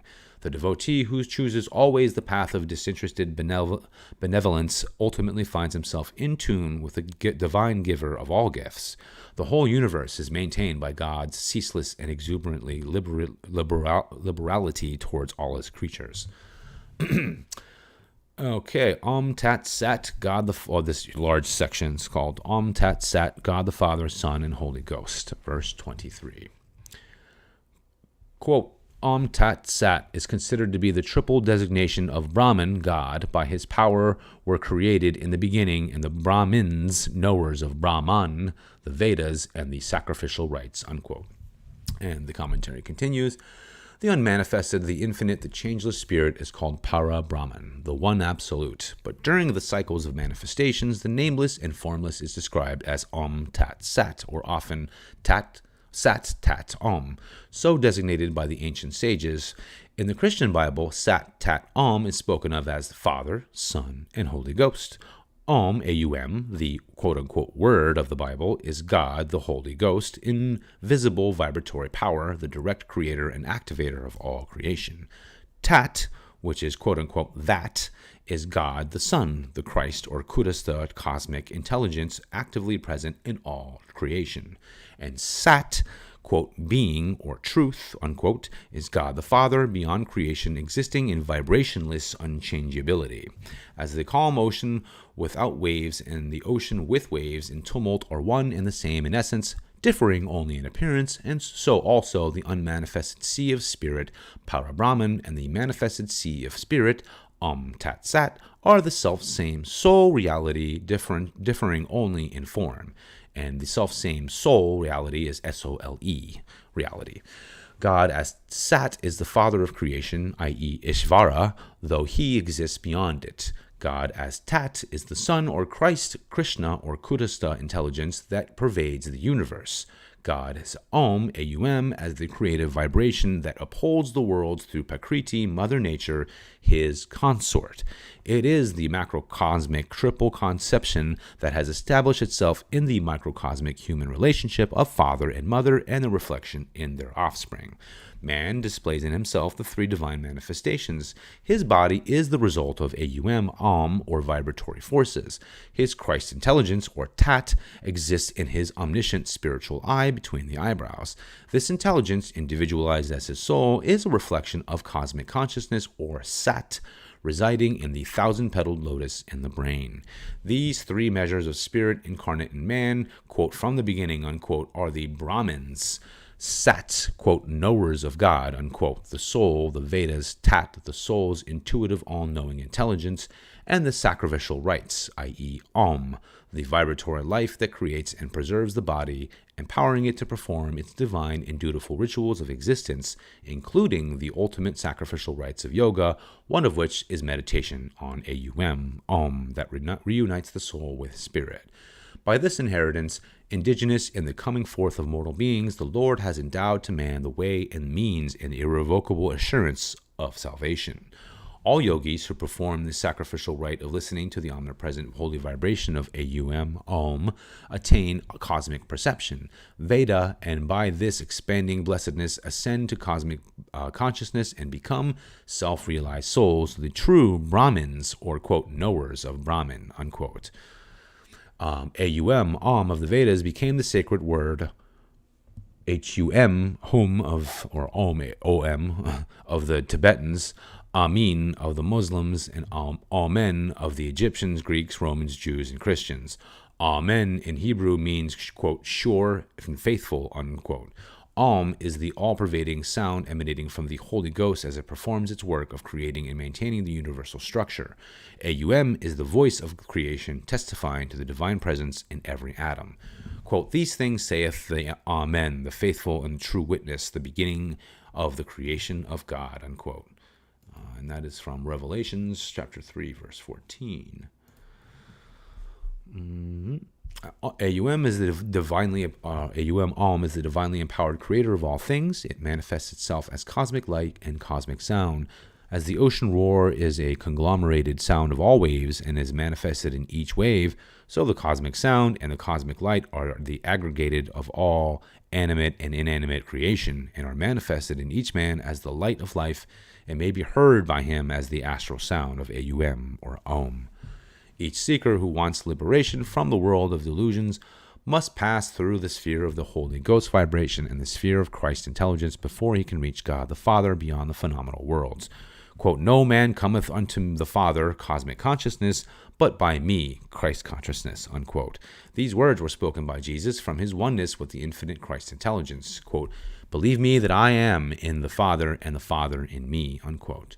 Jesus promised to send his disciples the Comforter, the Holy Spirit, or the Holy Ghost, to speed them on their way to self-realization.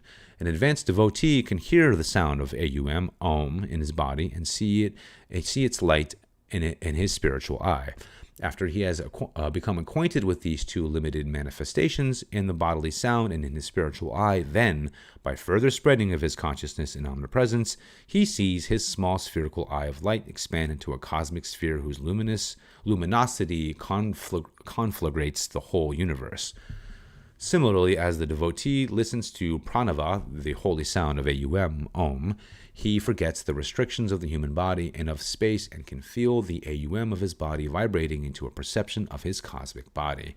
He feels his consciousness vibrating everywhere with the ever-expanding Aum sound.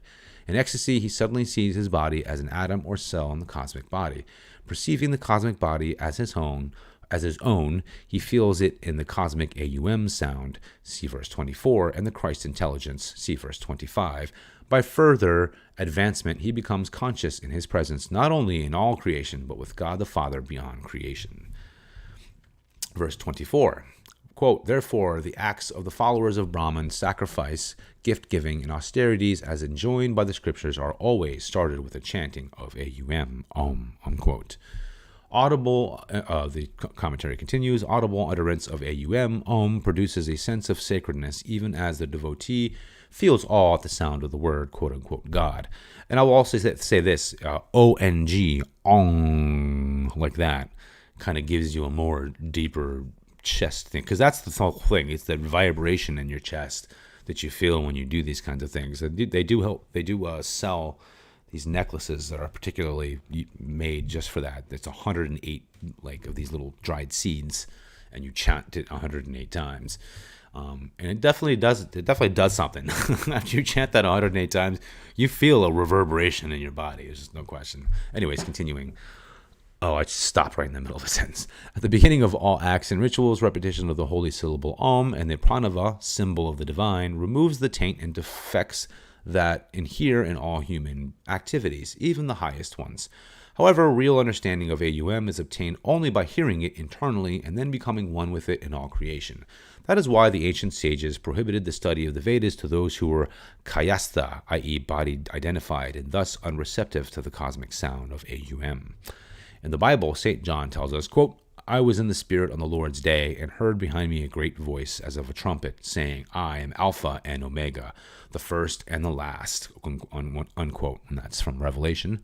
The omnipresent Aum vibration by which God created the heavens and the earth, devotees who can spiritually commune with Aum, Om, and understand its omnipresent significance are able to feel God the Father beyond creation manifested in creation as the creative cosmic vibration. All aspiring yogis who would be performers of the inner holy rites of consuming restlessness and delusion in the fire of ecstasy, givers of unconditional devotion to God, and cultivators of true perception through self-mastery, must begin their progress on the spiritual path by first chanting AUM, and then communing with AUM by hearing this sacred word, symbol of God, present right within the body temple. What's this?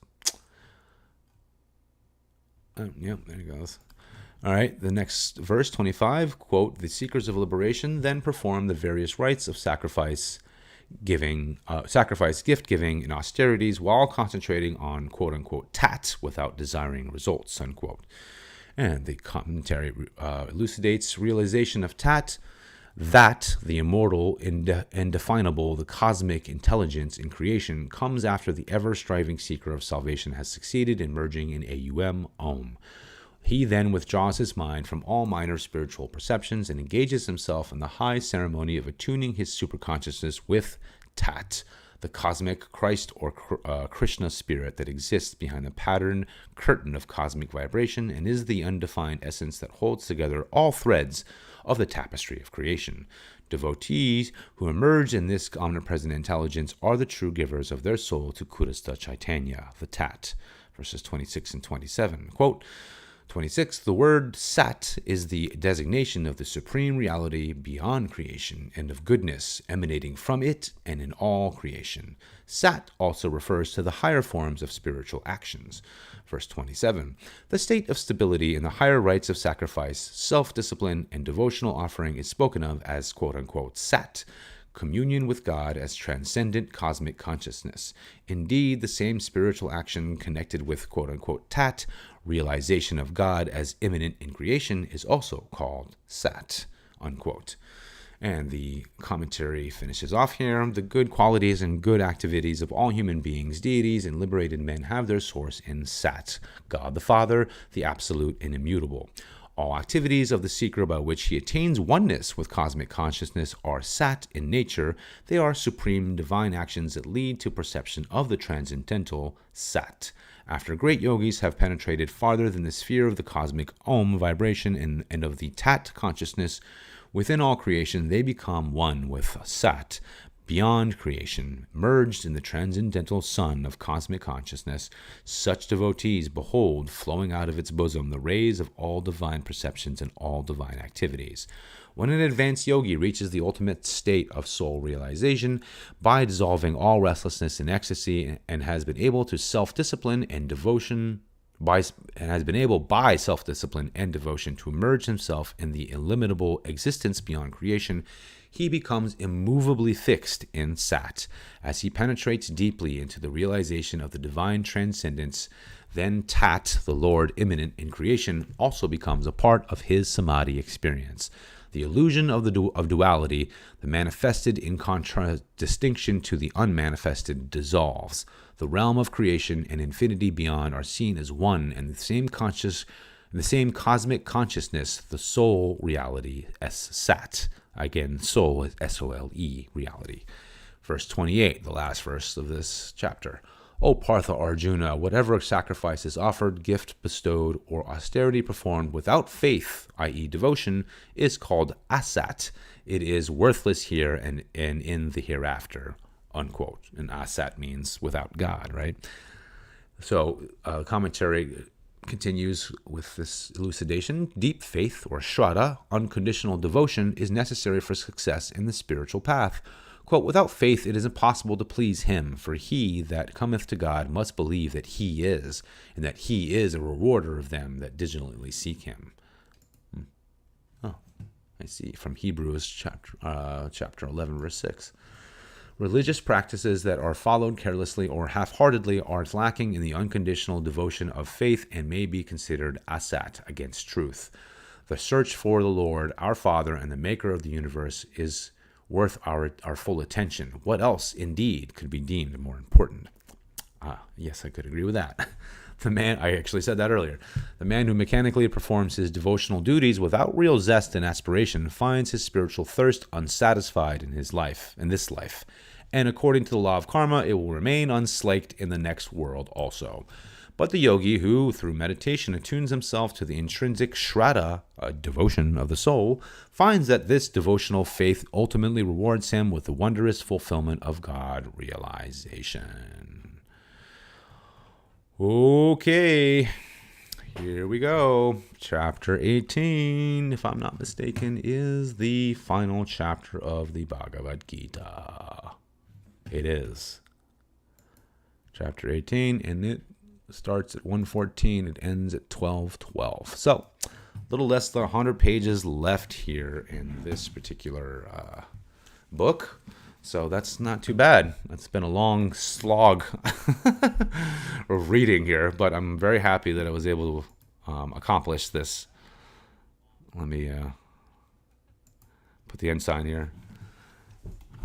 So this was good. We blew through these last 3 chapters. A lot of really great stuff here, and and it's just one of those things where there's a lot to pull out of these chapters, and God bless Yogananda for doing what he did, because this book is really, it's just something else. I mean, talk about like opening up an entire like idea about the way things can, the way that you can really understand these ancient texts in a completely different way. When I first listened to this book on my audio on my phone, I was so blown away by how detailed every single part of this was. And yeah, there is a lot of repetition in it, but I think repetition is important, because if we don't have repetition, human beings have a real issue with like remembering things. And so I think it's good that there's that kind of stuff. And I'll eventually be reading A Course in Miracles, which is going to be very extremely similar to this book. And as we go along, I'm going to be dropping lots of different edited videos as well. So before I jet off, I just wanted to show you guys the Yogananda.org website, where they have all kinds of teachings, and there's the man himself, there's Lahiri Mayasaya, and but they have all kinds of different stuff. They have their lessons, which he constantly talks about. They do meditation. They have a blog. They have events. A lot of their events are here on their YouTube channel here, which they have all kinds of very interesting, like, they have like church services in a lot of ways. And during the homily section of it, there's a lot of interesting stuff. Like some of the people that do their talks have actually some really interesting things to say. So just thought I would share that with you guys. And of course, if you wanted to buy the book that we're reading, here it is. Very reasonable price. I would suggest getting it from them instead of Amazon. So you're at least giving these people, your money, and which is, worth a lot more than, giving it to Amazon or something stupid like that. So, anyways, I thank you guys for coming and watching this evening. I really appreciate, or whenever you're watching. This is the internet after all. If, like the sign says, if you like it, if you want to share it. I'm eventually going to actually put this all together real soon into a playlist, all set one after the other, and then also in each video, I'm going to actually section it off by timestamps, each section of the book. It's going to take me a while to do, but I think it'll be really great for people who like, say, for all of you, especially you guys in the chat. Thank you very much for joining me today. Because maybe you've listened to all 14, sections. You can kind of go back and just kind of find exactly what sections you want to listen to. So, and share maybe those sections. So I want to make it as easy as possible for people to be able to share, because I know these are super long audios. So you can be like, all right, we'll start here, and this is that section or whatever else. And that way, like, if you want to talk with people, or if they're not interested in reading, because a lot of people these days, because of their addiction to technology, they don't read anymore. This is one reason, and I know that people also have a lot of time. They don't have a lot of time on their hands not to read, and this is one of the reasons I decided to start doing audiobooks.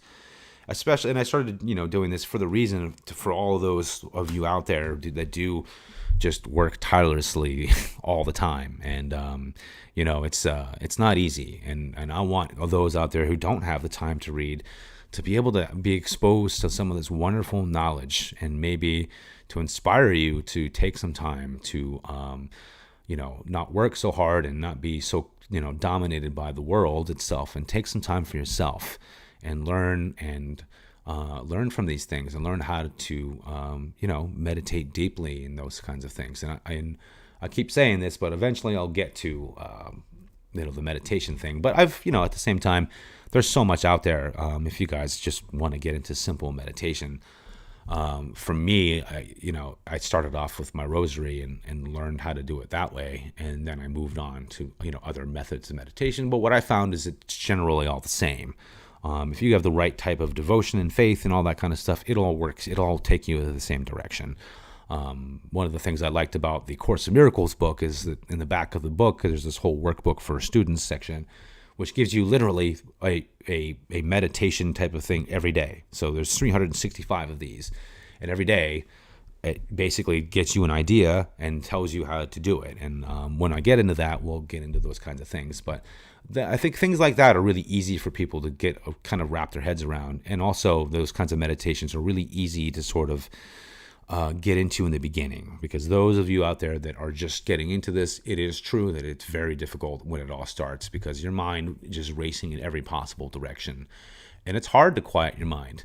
But that's kind of the challenge, right? And that's part of your first challenge in meditation, is to quiet your mind down. And so, it takes some time, but don't be discouraged, because after a while, you will succeed. And once you succeed, better things will come. And one of the best things in aspect of this is that your life, in essence, will become so much calmer and more equilibrium. There'll be just much more equilibrium in your life. And like I said earlier, my little argument that I had with my wife this morning about the brown paper bag that she was yelling at me because I bought it cost 10 cents, and so she wasn't yelling at me for that. It was a bunch of she just used that as a way because she was grumpy, but I recognized the whole thing immediately from the get-go, and it didn't bother me. And that's the thing. It's we can all be this way, right? We can all walk through in life with this kind of equanimity to the things around us, because honestly, it's just chaos most of the time anyways. And if you look at any general person, anyone you see, along the way in your life, you have no idea the bundle of craziness going on in their life, or what led them up to that point, however old they are. And that's where we can have empathy with each other. We've all been tossed around by this world. So if we can realize that in ourselves and take a look at other people and realize that, maybe people's anger and their vitriol and their nastiness isn't really directed towards you specifically. Maybe it's really a cry for help. And that's really what it all is, right? Every evil act by somebody does is a cry for help. They have no idea who they are, what they're doing, or what's going on. And they don't know, unfortunately, the level of karma that's coming to them because of these nasty choices that they make. And that's something that people really should wrap their heads around, because any action that you do is going to reverberate in time and space. If you affect somebody's life, that person's going to take that energy and those actions, and it's going to bring them into their lives and into the people they know, and to the energies and stuff like that they spread around in their family and their work and and then on and on and on it goes. So if we really, as human beings, can really stop by, and remember, karma means action, right? Me sitting here talking to you is karma. Once I shut this off, if I just sat here and did nothing, that would be karma. But in essence, the karma that creates the reverberating ripples in the ocean, of consciousness, those are the things that we have to pay attention to. And the more we pay attention to that, the closer we get to that divine essence within us, because we will consciously understand, what am I doing here?